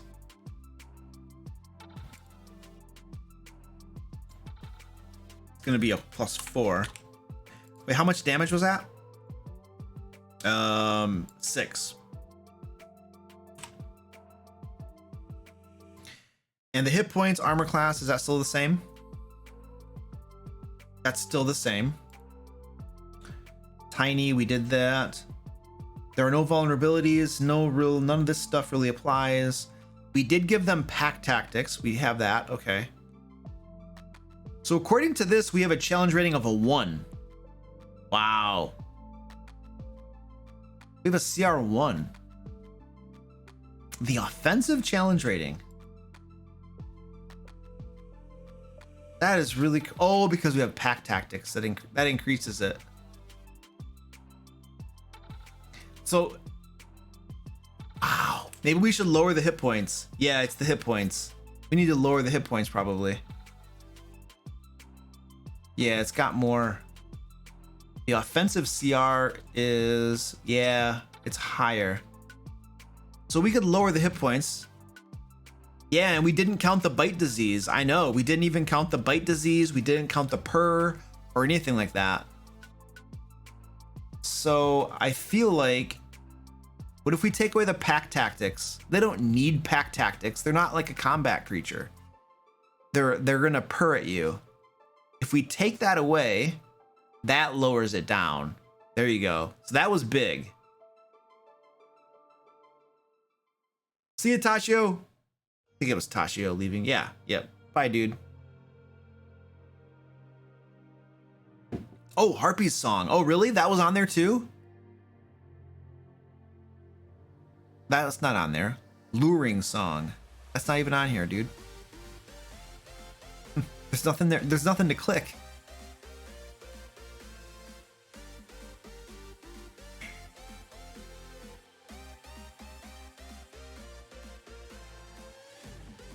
I think we take off the pack tactics.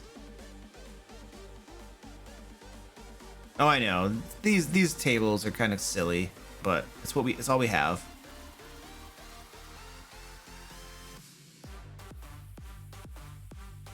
I think we're gonna take off,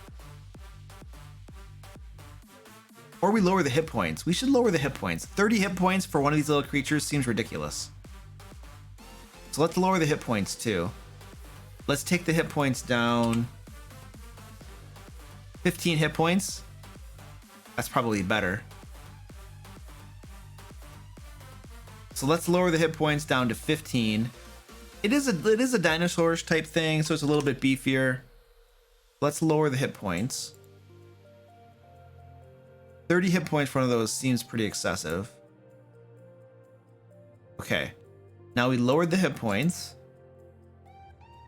And now we're at a 1/4.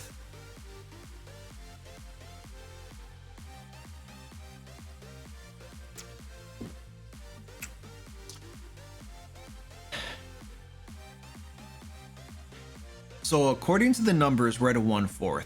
I don't think we're gonna tweak these numbers any bit more. I think we're done with that. And I'm gonna take off pack tactics. We're not going to give it pack tactics.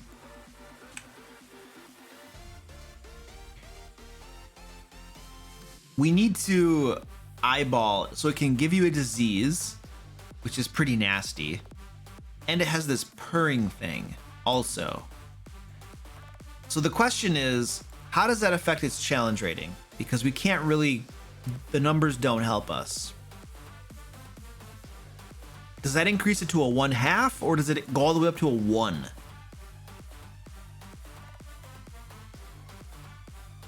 I'm almost leaning toward that, increasing it to a CR1, but I don't know.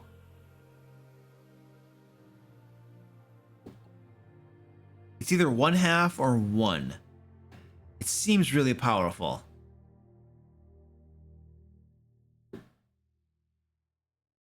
I think a CR1. I'm going with 1. That seems appropriate to me. So it's 200 experience points.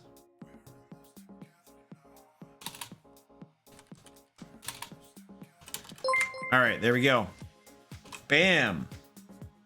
Fred, thank you for the tier 1. Also, Chisel, thanks for the tier 2. Woo, thank you, Chisel. A Newman, thank you for all the bit cheers, dude. I appreciate that. Sorry, I wasn't paying attention. I was creating this little cute dinosaur kitty.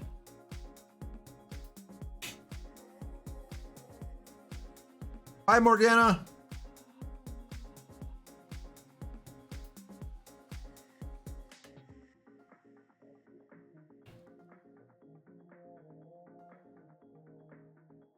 Oh, a lesser restoration. Yeah, I kind of like that. If it's cured by lesser restoration.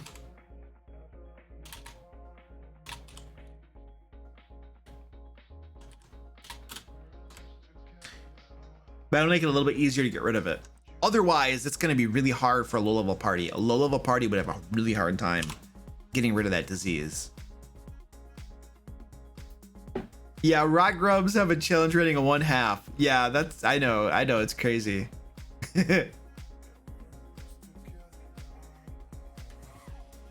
Okay, I think we're good.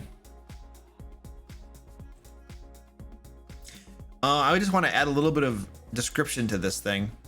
The Purosaurus is a prehistoric creature known to travel in packs of 9. What's another word for seduce? I don't want seduce. But a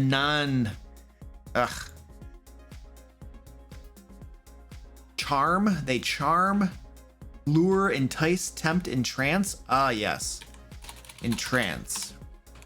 They entrance humanoid creatures with their purring and absolute cuteness.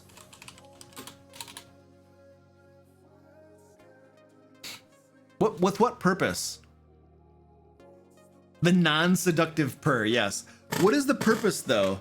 Like, so that they will give them food and care for them? Enthrall. Ooh, enthrall. I like that.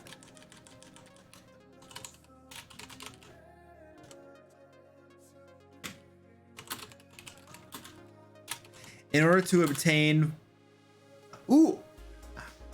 food and attention. Yes, I like that.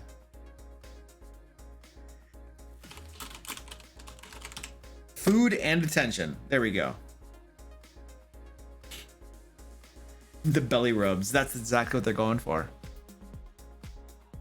Okay, I think that's good enough. I think we have everything fleshed out. Took us an hour to do this. But we now have, where was it? Not the Demogorgon. We now have a stat block for this Purosaurus.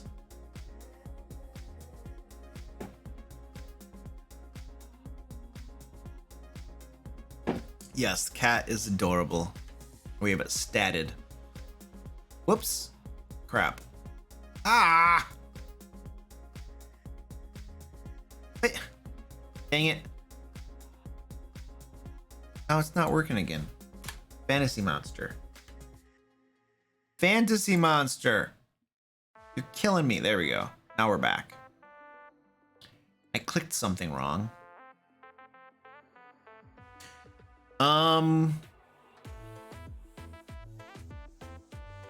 I think we're gonna do the cat. We're gonna do the cat strike or the cat trip. The cat trip. I gotta get some more coffee too. All right. Now is the time in the stream where we do the cat crack. Look at them. Here they come. Little guy is just going crazy tonight. Like, I'm on the stream with daddy. I'm gonna get the I have to get their thingies and then I'll get the cat strike going. Little guy. Orange.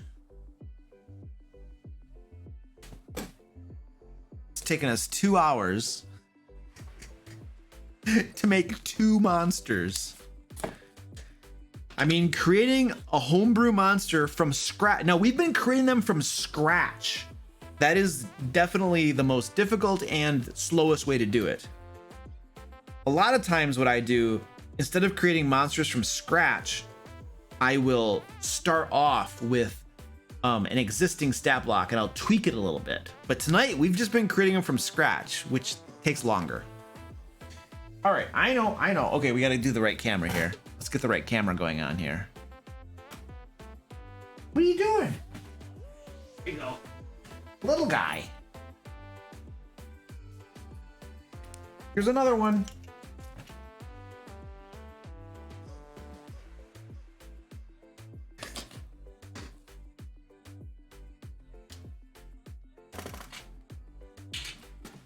All right, I'm gonna go get coffee, bio.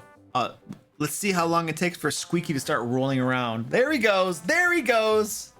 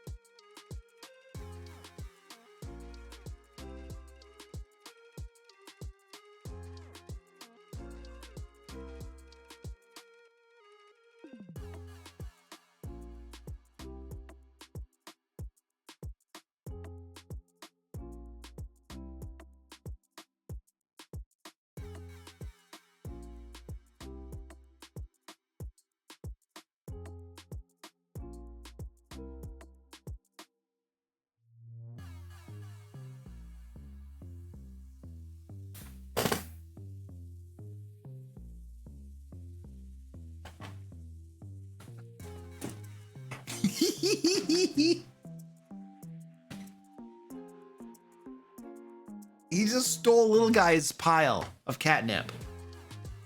There goes mommy. Mommy's like, I want some. I want some. I'll give me the catnip. Little guy, Ed. All the cats are taking little guy's catnip. It's a tragedy. It's a tragedy, man.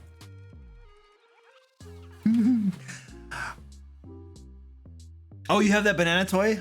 Yeah, I think somebody else has told me that they have that same banana toy too. Yeah, they're monsters.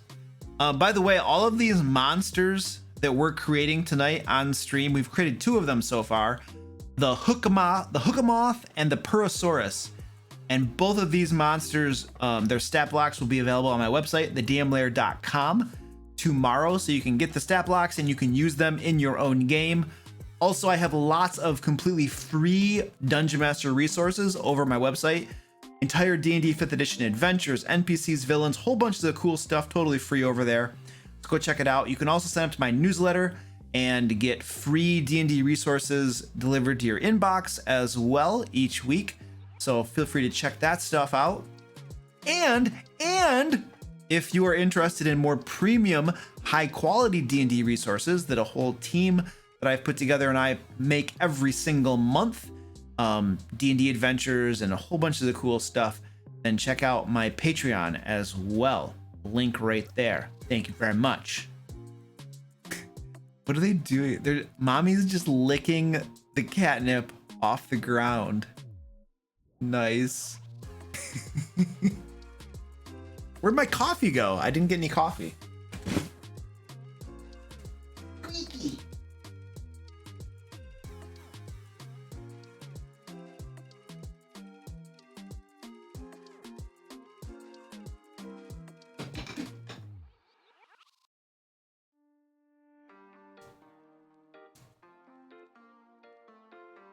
I know. He is such a big tub.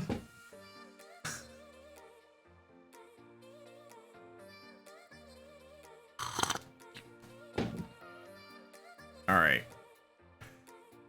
The Oracle of Shadows. Cool. I'm glad you're liking it, dude. Appreciate that. Mommy licking cat crack from the floor. Yes. Now she's rubbing against the box. Gotta love this box. Woo! Let me mark that off. That's done. Okay, let us continue looking for our next monster.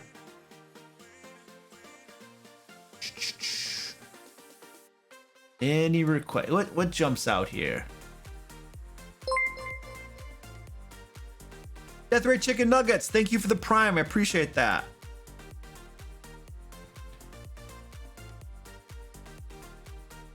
Anything jumping out at folks? The duck. That looks like an ad. That's an ad. Ooh, look at that. That's cool. Some sort of magma elemental or something.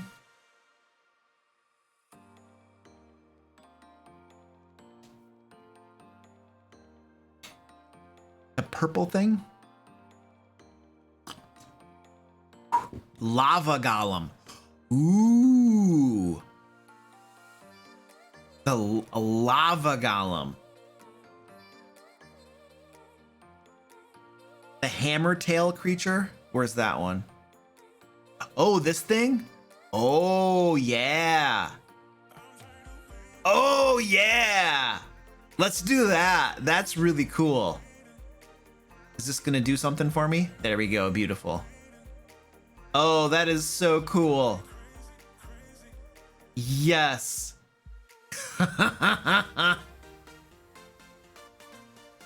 They took like some sort of lizard or something. This is probably like native to the elemental plane of stone or elemental plane of earth. Yeah, that's cool. Tail and the maul attack, yeah.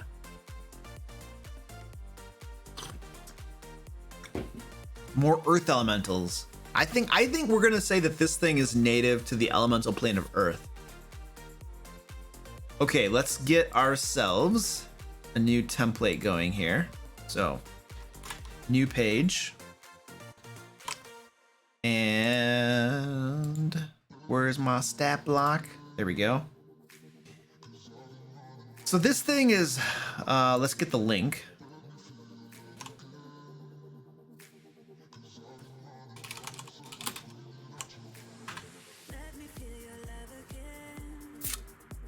Yeah, I'm gonna make it an elemental.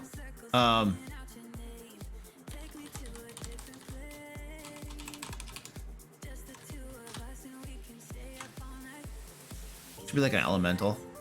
Well, not everything that's like Azir are native to the elemental plane of Earth, but they're not elementals. Hey, you two, quit fighting. Little guy. Come on, little guy. Don't let Squeaky be a bully. I don't know that it's an elemental necessarily. You think huge? Make it huge? I'm okay with that. This is Squeaky. Squeaky's got the zoomers or whatever. Azir are elementals? They are? Hold on a second. Verify. Must verify.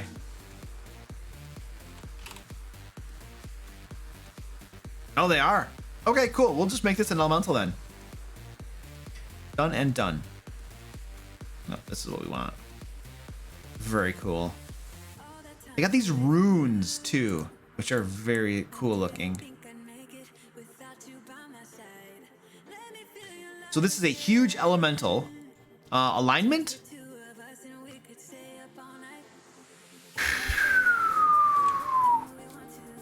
They're probably not lawful. That thing didn't look lawful, did it? Chaotic neutral? Runes equal magic. I know, I almost want to give it some magic abilities. That's what I'm thinking, some sort of magic abilities. Chaotic neutral. Let's go with that. Armor class. Oh gosh. Armor class? For this bad boy? Rock carapace? Tough hide? I'm thinking like 18? 20? You guys want to do a 20? Want to go all out? Okay, we're going to go all out. We're going to say 20. This is probably going to be like a high CR. We're going to so we've created like some pretty low CR. Well, where's my thing? We've created a CR7, a CR1. So this CR is going to be pretty high then. Let's go with an armor class of 20. Boom. Make them beefy. This will be natural. I don't know what the hit points are going to be. The speed. 30 feet is probably a fine speed. Ooh, it should have a charge attack. It should have a charge attack. Yeah. It should have a charge. Let's look at this thing. It's just like boom, boom, boom, boom, boom, boom, boom, boom, bam. And then it whacks you with that maul. Or a tail swipe or something. What's a creature that has a charge attack? A minotaur? Does a minotaur have a charge attack? Something's gotta have a charge attack. Yeah, charge. Okay, there we go. It's gonna have some sort of charge attack. Where did they put that? That's above the actions. Okay. Oops.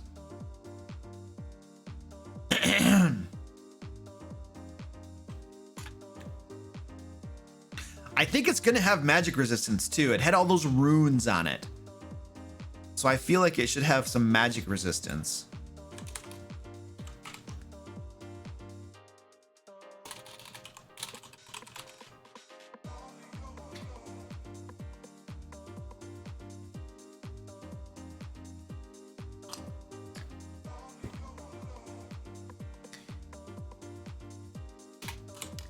And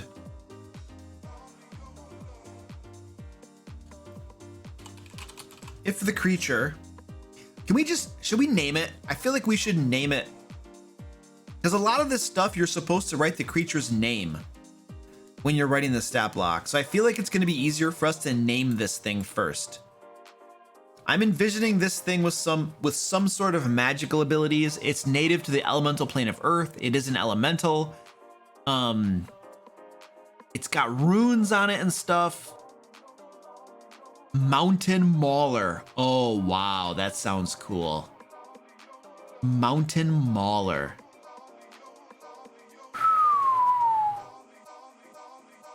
Gosh.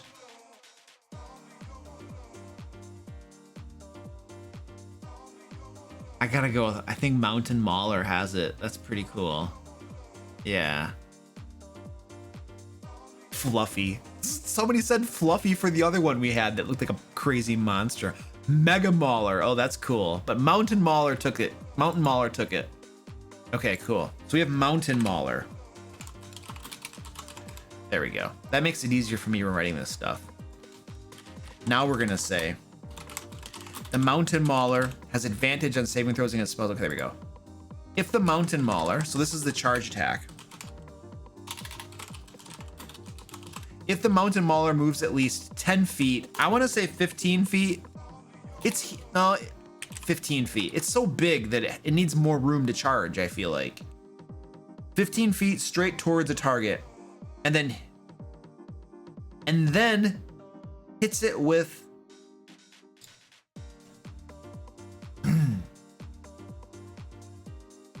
yeah, we should give it tremor sense too. I'll get to that in a second. And then hits it with a maul attack. And one of its attacks is going to be a maul. Tail maul. We'll call it tail maul. We'll come back to that in a second. And hits it with a tail maul attack on the same turn. The target takes an extra 2d8. That's lame. 4d12, baby. What's that average out to? 24, right? Is that right? That can't be right. It's 12.5, but 13, 26. 26. Bludgeoning damage. There we go. If the target is a creature, it must succeed on a DC 14? That's such a lame DC. 18, man. Let's go with 18 for now. Or be knocked prone. I don't think you get pushed away. You just get knocked prone. It's like boom.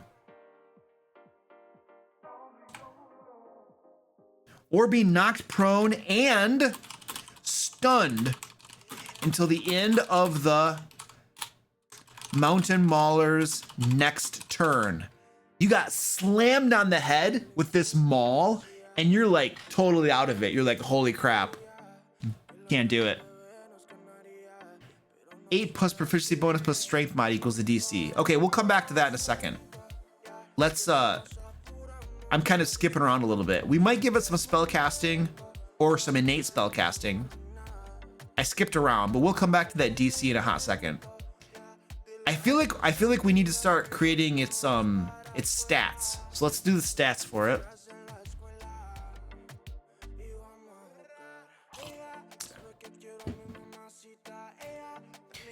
Strength. Strength is like oh yeah, let me hold on. I'll put the link to this thing in the chat for you guys so you can see it too. There you go. The strength for this is like 20, right? 22, 22, 26, 26. Goliath cleric's like, Luke, don't play around. 26. What's the modifier for 26? You know what? I should probably just open up my player handbook. I keep asking the same question to you guys. +8. Dexterity. Oh no. The dexterity is gonna be like a what? An 8? Give it a -1. This thing is huge. The Constitution. Oh gosh. Should be really high. Probably like a 24. I feel like a 24 sounds good.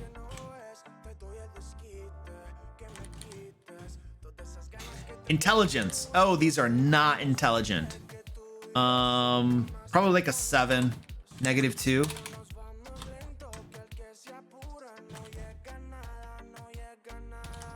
Look at this. Ed is like just repeating the, like, you and I are both like thinking the exact same thing. We're just like boom, boom, boom, boom, boom.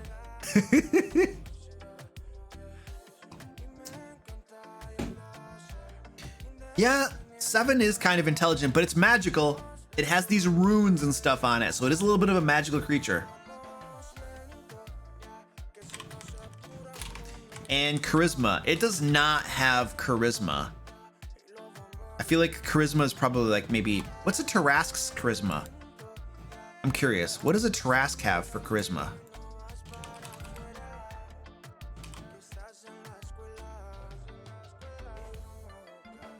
It has a normal charisma. 11. Probably just make its charisma like a 10. Plus 0.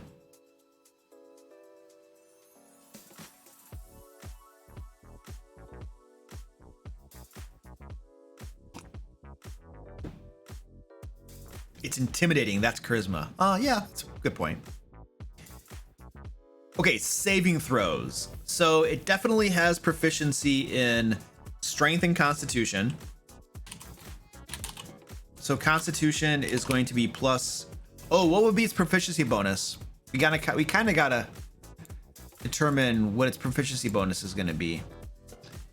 Probably a 4 or a 5.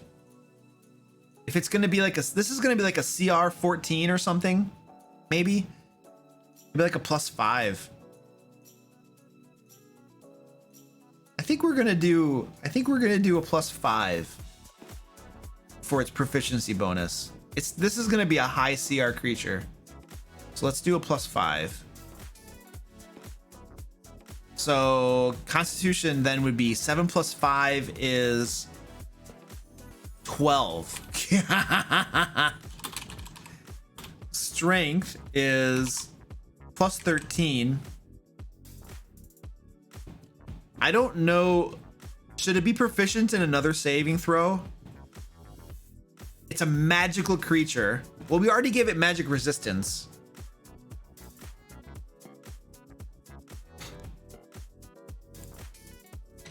Wisdom. Give it one more good thing. That'll be a plus 6. Okay, that's good enough. Skills. What kind of skills would this thing have? I don't think none of these that are currently listed.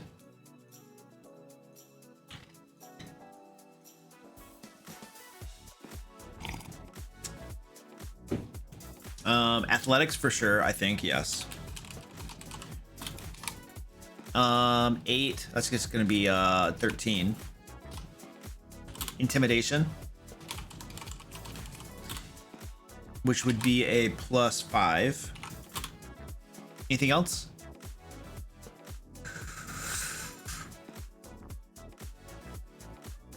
Yeah, probably doesn't need a lot. Damage immunities and resistances. Arcana.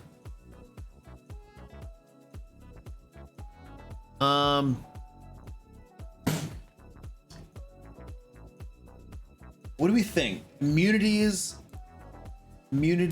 and resistances. Bludgeoning resistance regardless of... Oh, just bludgeoning resistance? What about bludgeoning immunity? What if you just give it immunity to bludgeoning?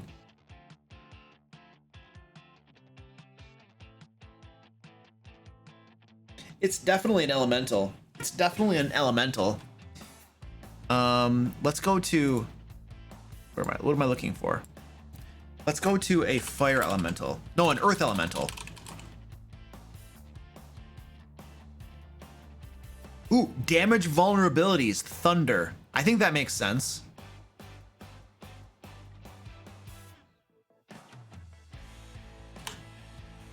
Let's go. So damage resistances.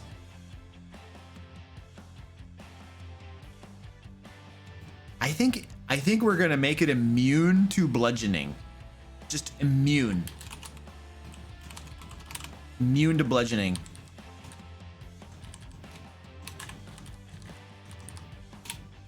And poison. Poison. Immune to poison, vulnerable to thunder.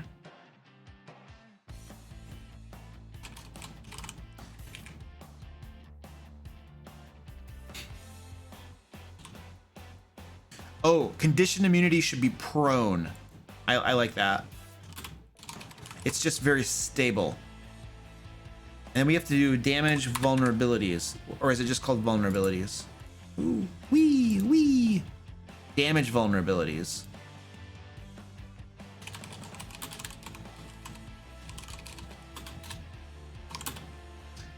Thunder.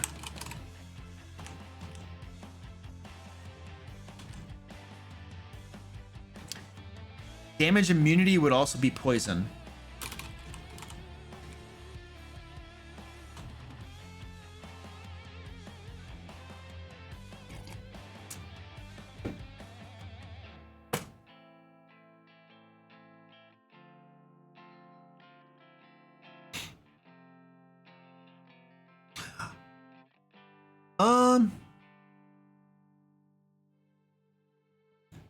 I think the reason I'm thinking can't be knocked prone is look at how squat it is. Look at how low to the ground this thing is, how wide its base is. That's why I'm thinking, and it's an earth elemental, it's native to the earth. You know what I mean? I think it just has this like extraordinary stability. So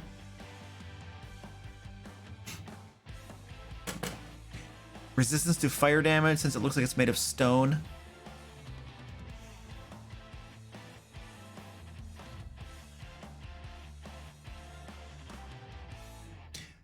Oh, that's a good point.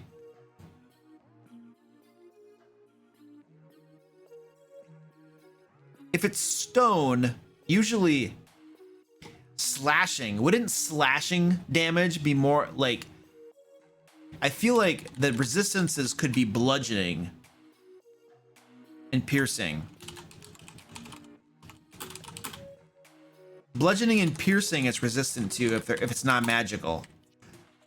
But maybe it's immune to slashing.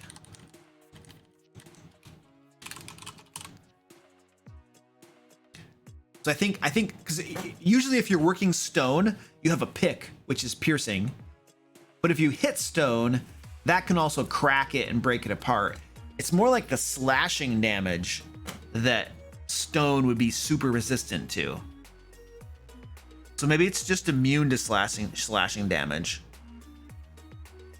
Which is nasty because most adventurers carry slashing weapons.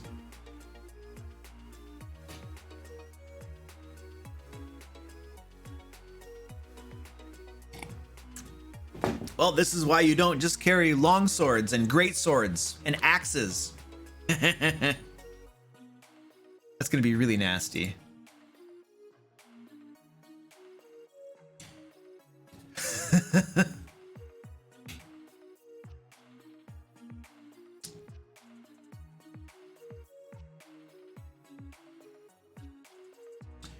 All right, where are we at? Are we good with these things? I think we're okay with those. Senses. Okay, senses. Tremor. Somebody said tremor sense. I think that makes sense. 120 feet. Does that seem reasonable? That's not a word. It's a D&D made up word.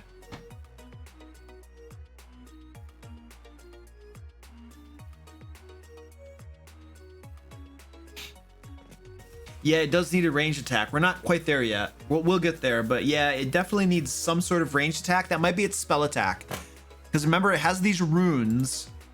So I think it's going to have some sort of like laser beam, maybe, type of thing. That it can shoot out of its face. Or its eyes or something. I don't know. We'll figure something out. But it does need a ranged attack, because monsters without ranged attacks have issues. Okay. Hit points. Holy crap. I don't know how many hit points we want it to have yet. We can do this though. The strength, okay, the saving throw. It's 8 plus the proficiency, which is 5. So that gives us a 13. A 13 plus an 8 is a 21. Holy crap. So it's a 21 strength saving throw. That's crazy.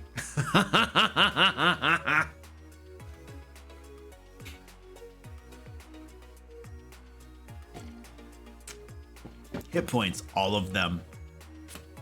Nice. Ugh.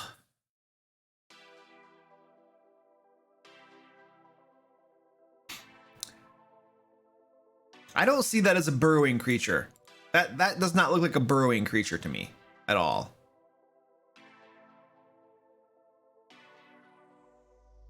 Okay. What about spellcasting? I think it needs like innate spellcasting. What's a creature that has, I mean, yes, it could have Earthglide. I agree. It could have Earthglide. Yeah. Ooh, Earthquake. Earthquake. That's a good idea. Hold on though. I was on to something. Innate spellcasting. What's a creature that has innate spellcasting? Eldritch Blast? Yeah, that's pretty cool. Earthquake's a cool spell. An Ani? Okay. Let's go to Ani.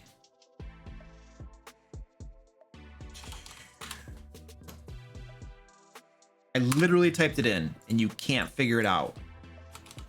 Oh, now you find it. There we go. Innate spellcasting. And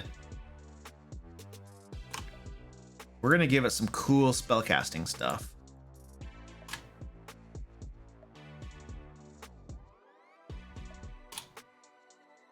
It's not gonna have that. It's just gonna have innate spellcasting.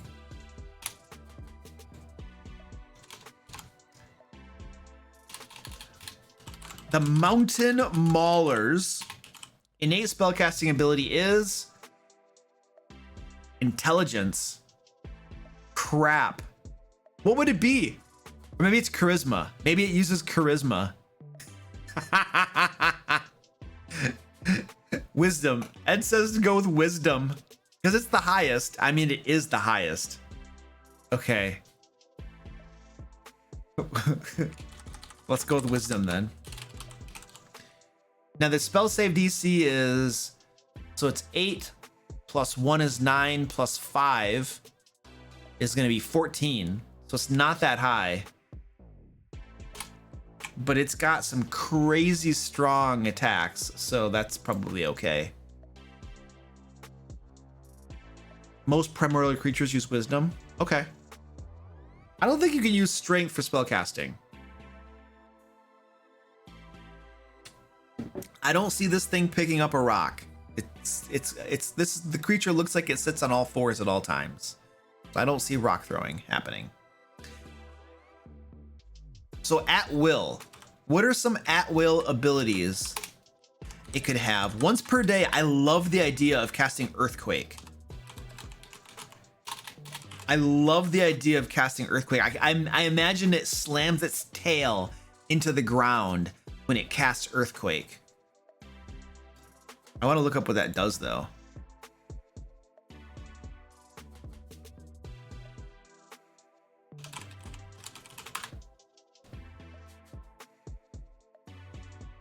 The level 8 spell. Oh, it's so oh man, it's a concentration.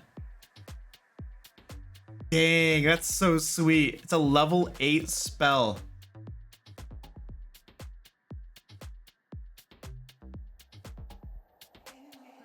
Bunch of fissures.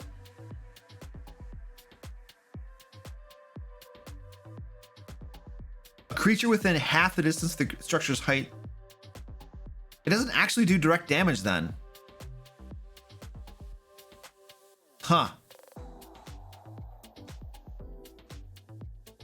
It knocks you prone. Ooh, oh, it can keep on knocking things prone. Oh, that's nasty.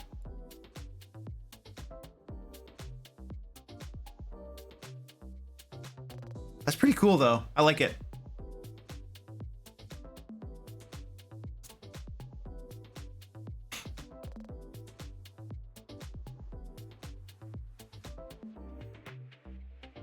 And okay, we're going to use Earthquake then. What things could it cast at will?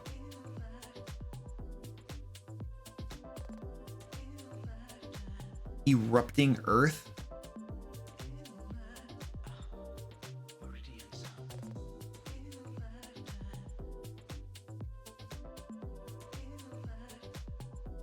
Oh, mold earth.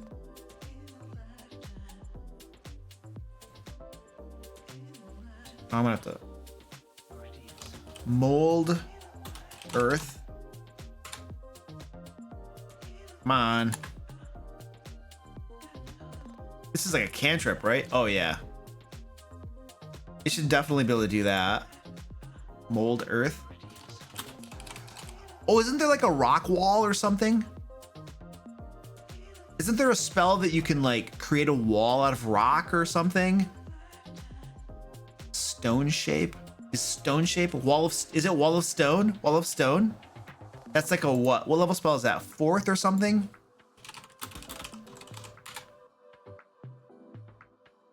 What is it? 5th level spell. Ooh.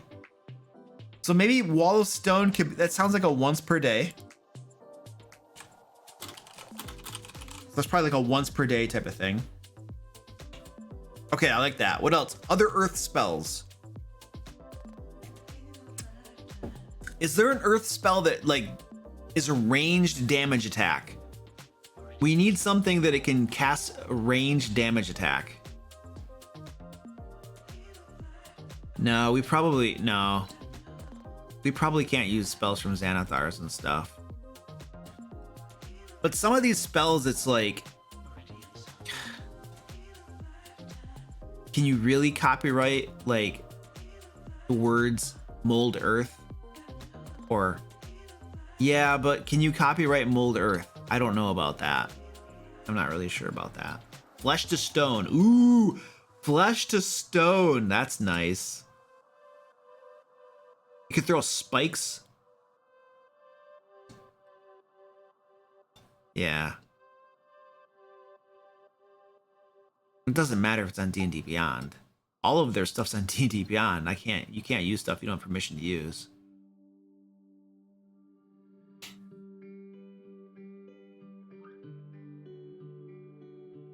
I kind of just want to use Eldritch Blast. I think it can shoot Eldritch Blast out of its face. Let's do Eldritch Blast at will.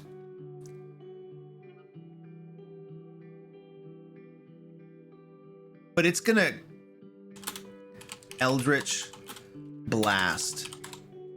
How many beams would that make though? That's gonna be like a bunch of them.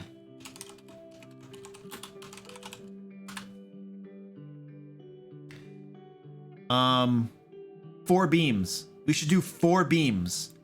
Because that's 4d10 damage, yeah. 4 beams.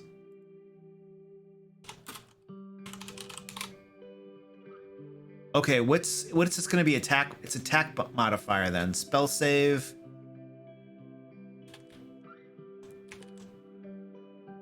It would be a. Yeah, I'm making me think. It's just a +5, right? Nope, +6. +6 to hit.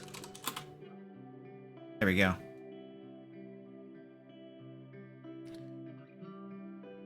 So it's not super great at range stuff, but it has something.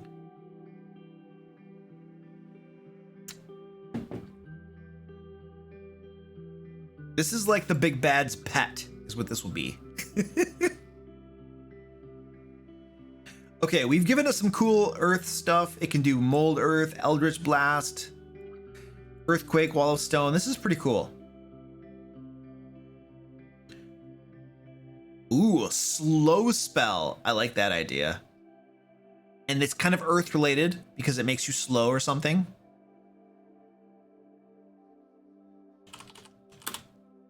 I could go with that. All right. I think we're not going to rack up too many more spells. That's good enough. Here's the thing. When a dungeon master has to run a creature that has too many options, that makes it more difficult to run that creature. So let's just give it some cool stuff and then move on, as opposed to overloading it with too much stuff. Too many options are not always a good thing, you know? All right. So we have charge, we have this stuff here.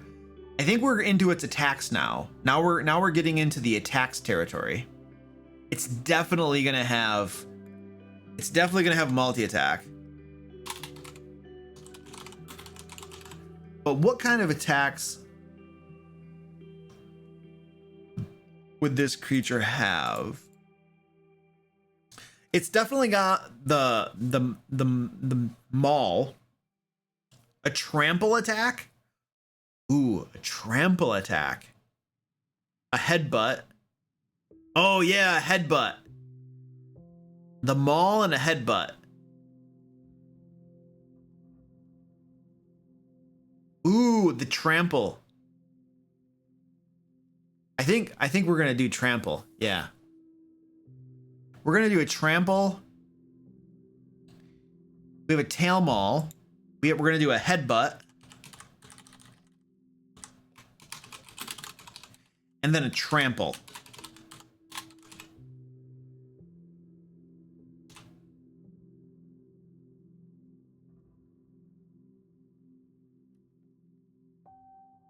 And I imagine that the trample is the thing just begins spinning around and stomping its feet.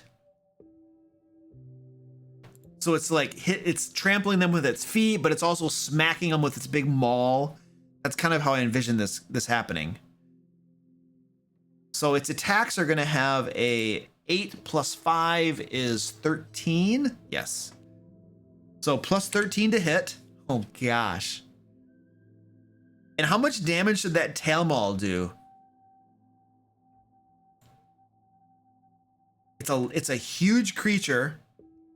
It smokes you on top of the head with this maul on its tail. Boom! I like using D12s. 6d10. 6d12. What about 6d12? Would that be too crazy? That maul hits you on the head?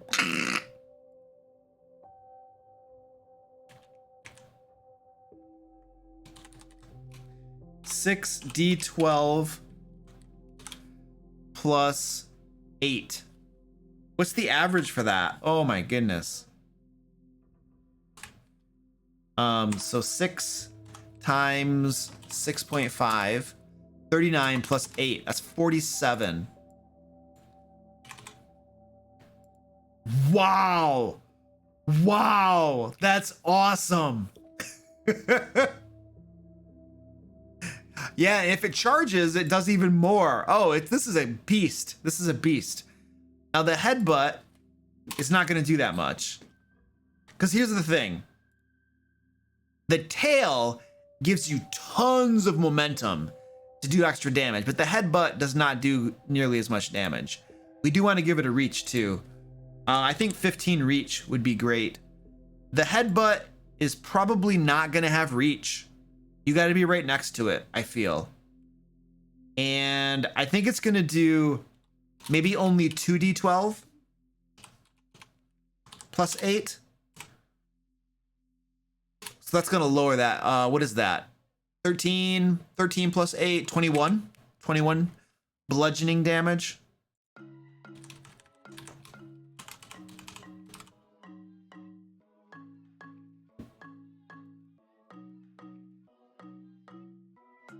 If this thing rolls a 20 on an attack, somebody dies.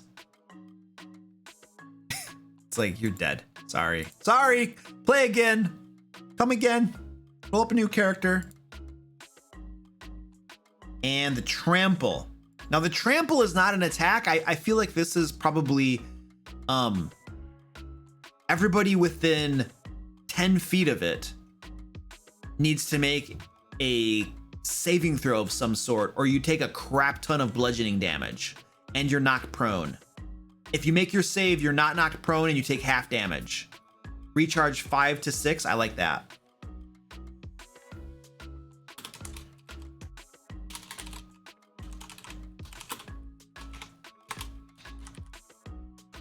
So for this one, we're gonna say all creatures within 10 feet of the mountain mauler must make a DC, and this is going to be, what kind of saving throw would it be to avoid being trampled? I kind of feel like it's dexterity, right? DC 21 dexterity saving throw. Does that make sense? I think dexterity makes the most sense for not being trampled.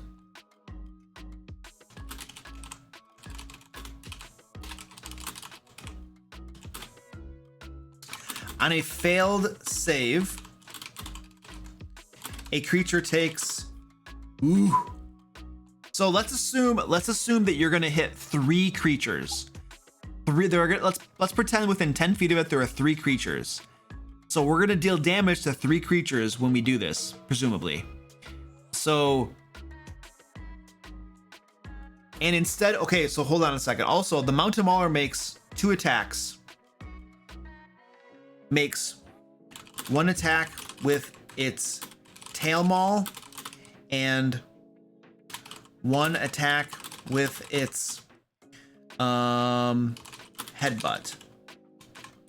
So it's going to get 2 attacks per round. So I kind of want to make the damage from the trample be roughly the same amount of average damage from these 2 attacks. Let me just calculate that and see what it looks like. So 47 plus 21. And then I'm going to divide that by 3 creatures. So about 22 damage. So we could do, what about 3d12? 3d12 bludgeoning damage. What's the average damage for 3d12? 3 times 6.5, so 19.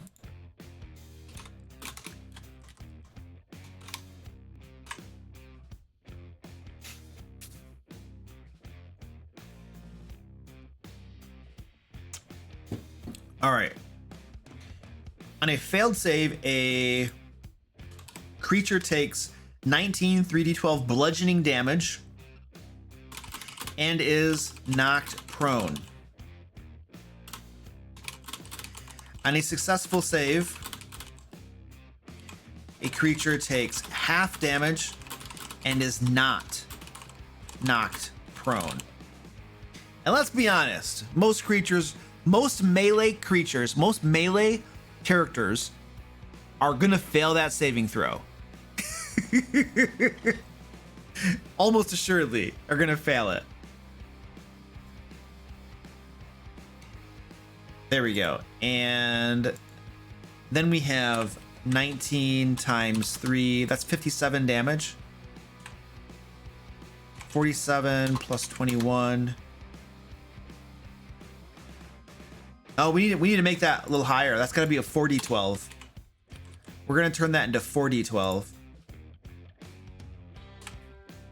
4 times 6.5, 26 damage there. Now I think that's more like, now we have 26 times 3, 78 damage, 47 plus 21. But it's okay. It's got a recharge.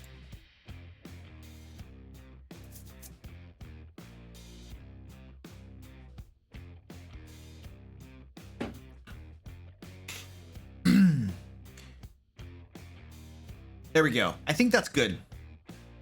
So basically, it does a crap ton of damage. And getting knocked prone sucks too. So don't get knocked prone. Hit points. We have not. Well, let's punch in. Let's see what this thing's offensive damage rating is first of all. So it's 47 and 21. Let's start punching some numbers here. I don't think we've punched any numbers at all on this guy. So damage per round. Let's calculate the damage per round. It's basically gonna have 26 times 3 is 78. And then 47 plus 21 is 68. Plus 68 plus 78. So those are the first 3 rounds. Oh, we have to assume. So we have to assume on the first round it's probably going to charge. Plus 26. Oops. Ah, crap. Crap. So these are my calculations. I'm going to write this out. So I'm assuming the first round it charges. And then it's going to do a tail swipe and a headbutt. On the second round, it's going to trample, which is going to do 26 times 3, which is 78. And then on the next round, it's going to tail butt and headbutt. Tail swipe and headbutt, or tail maul and headbutt. So that's what I'm considering for my calculations. So 26 plus 47 plus 21 plus 78 plus 47 plus 21. So 240 damage over the first 3 rounds. So divided by 3 is 80. No, not tail butt. You guys don't know what I'm trying to say. So we're gonna do 80. So its damage output is 80 per round. So damage per round is 80. And the attack bonus is a plus 13. Where is the attack bonus? Wow. That's about right. The attack bonus and saving throw are all about the same. So it's got a plus 13. And so its offensive CR is a 14 so far.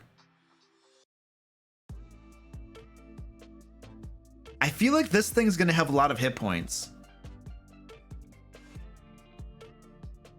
999 hit points. Wow. What are you doing, Penguin Butt? Out of coffee. This is huge. And the constitution on this thing was 24. Squirty. Squirty's having fun with the banana. Squirty.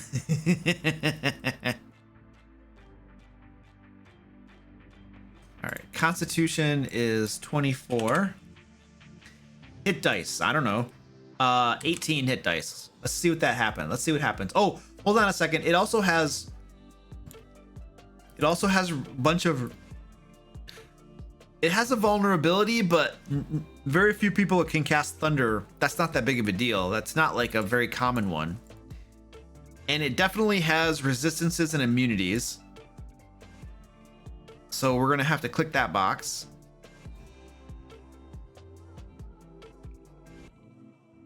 I feel like, you guys, I feel like this immunity to slashing is pretty serious. Because almost all adventurers are gonna have a slashing weapons. And then if they don't have a slashing weapon, it's gonna be non-magical. And then it's gonna have resistance to it. So I'm gonna go with the immunity box. It can't fly. It's save proficiencies. Its save proficiencies are pretty high. 5. So it's pretty high. And it's a lot of hit points. It's a good amount of hit points.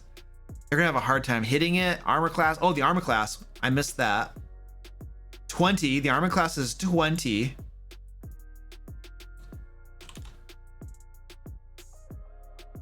Did I get everything? Am I missing anything?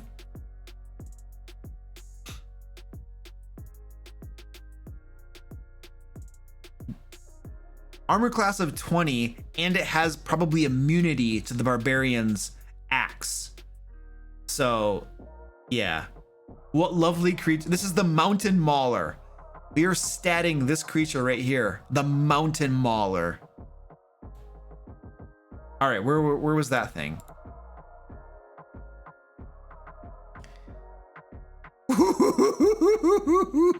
It's a CR 19. Holy crap, look at this.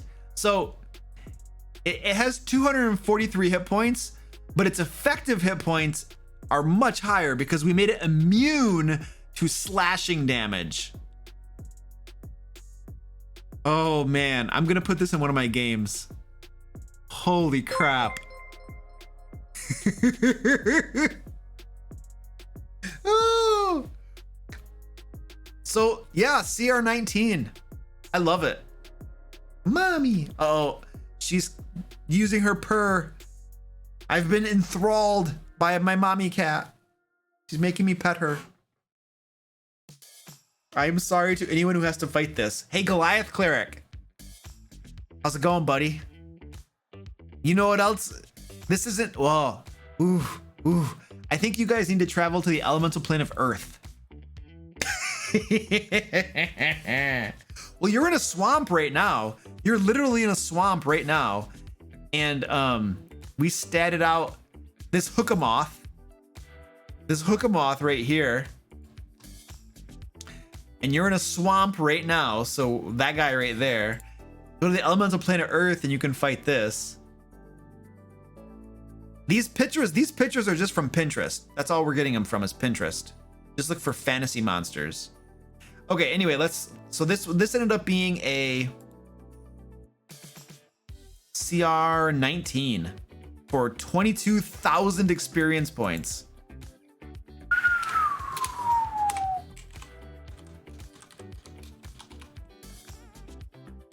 Oh crap, I'm on the wrong monster. I'm on the wrong monster.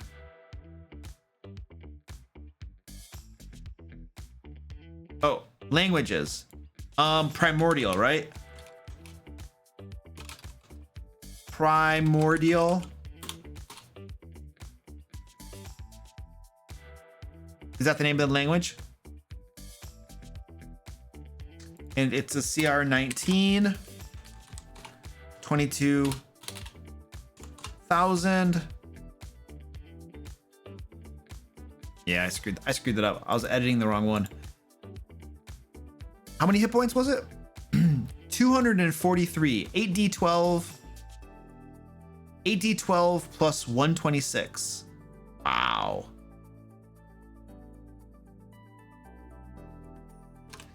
And it is 243.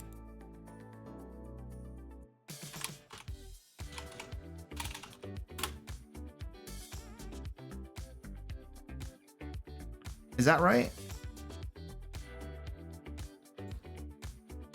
Plus 18 times 6.5 plus 126. Yeah, there we go.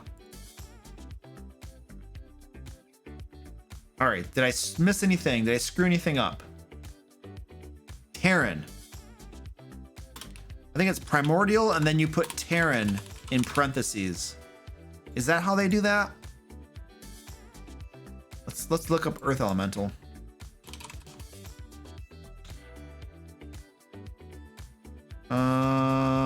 No, they just write Terran. They just write Terran. We should give it dark vision too.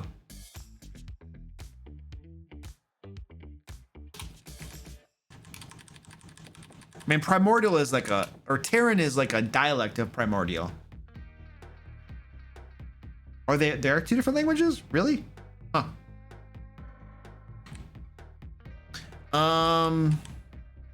I need to do like a one shot with this monster too. As the boss. Dark vision, 60 feet. Tremor sense. Well, you don't need dark vision if you have tremor sense.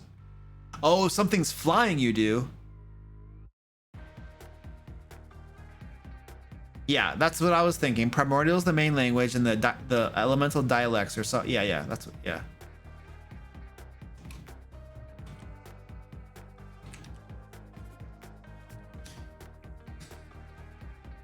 Okay. Are we overlooking anything? Did we screw anything up? We have magic resistance. We have charge. We have innate spellcasting. Oh, get rid of this. We have a multi-attack. We have the trample. I think we're good.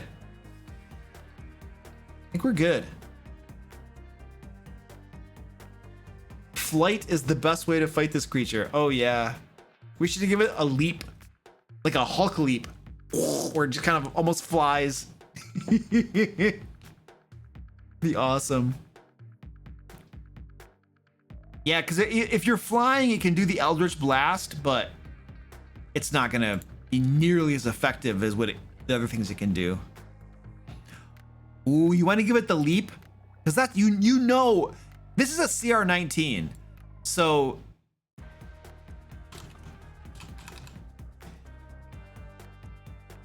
deadly leap, standing leap. Oh, let's make it. Let's do it. Let's give it a standing leap. Heck yeah. Because people are just gonna fly away from it.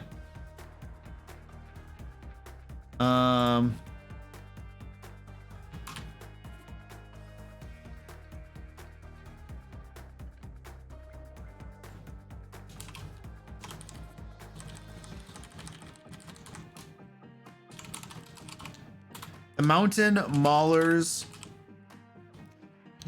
long jump. Oh crap. How far should it be?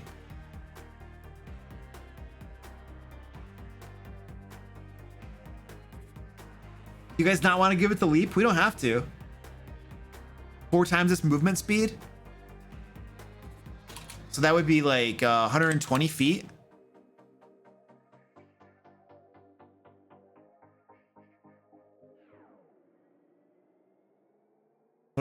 And its high jump would be what? 30 feet?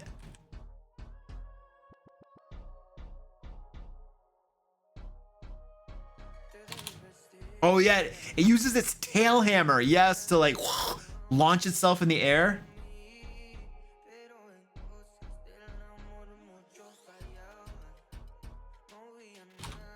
There we go, 30 feet. With or without a running start. There we go. I mean, yeah, when you make a leap, you're using your movement. So you're only using your movement. So it's implied that you could leap up into the air 30 feet and then use your attacks. I think that's implied. And we have to say all creatures, trample would be all creatures on the ground within 10 feet of the mountain mauler. I think they got to be on the ground to be affected by the trample.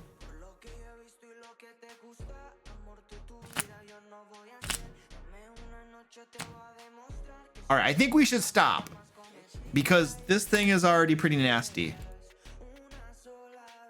I think we need to walk away. We put a fork in it and call it a day. Whee! Fight a dragon. Oh, the dragon would just fly like 90 feet above it and just use his breath weapon. 3 hours, 3 monsters. Hey, we created, you guys. Okay, so we created monsters completely from scratch tonight. 100% from scratch. And that takes some time. And it takes longer when we're doing it together and we're talking back and forth and stuff, you know. But hey, that's pretty good. And they're pretty freaking cool. By the way, you guys can find these monsters on my website, thedmlayer.com. I will have these up tomorrow for you guys to download and use in your own games and all that good stuff. Lots of other free resources over on my website as well. And you can also sign up to the newsletter and get the free stuff delivered to your inbox too. So, and now we're gonna raid somebody. We're gonna find somebody to raid. And I'm done. Whee! Thank you guys for helping flesh those things out. I especially want to use that last one. They're all cool, but that last one is like, ooh, ooh, ooh. Very nice. All right, let's find somebody to raid tonight. I kind of want to raid somebody new. Someone that I haven't raided before. Roll for damage.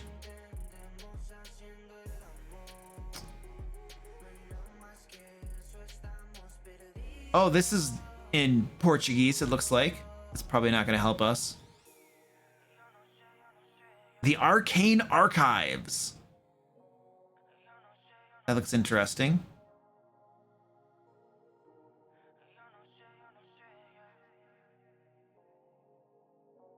Fables of Refuge.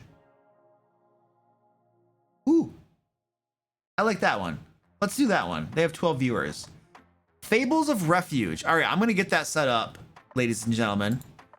Come join me for that raid. And then I'll see you Tuesday and stuff. Yeah.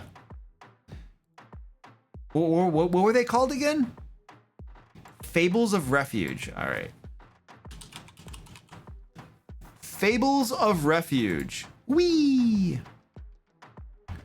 Are they live? They are live. Okay, let's go. Go. Go get in the raid. Let's go raid these people. Have a good night. Thank you.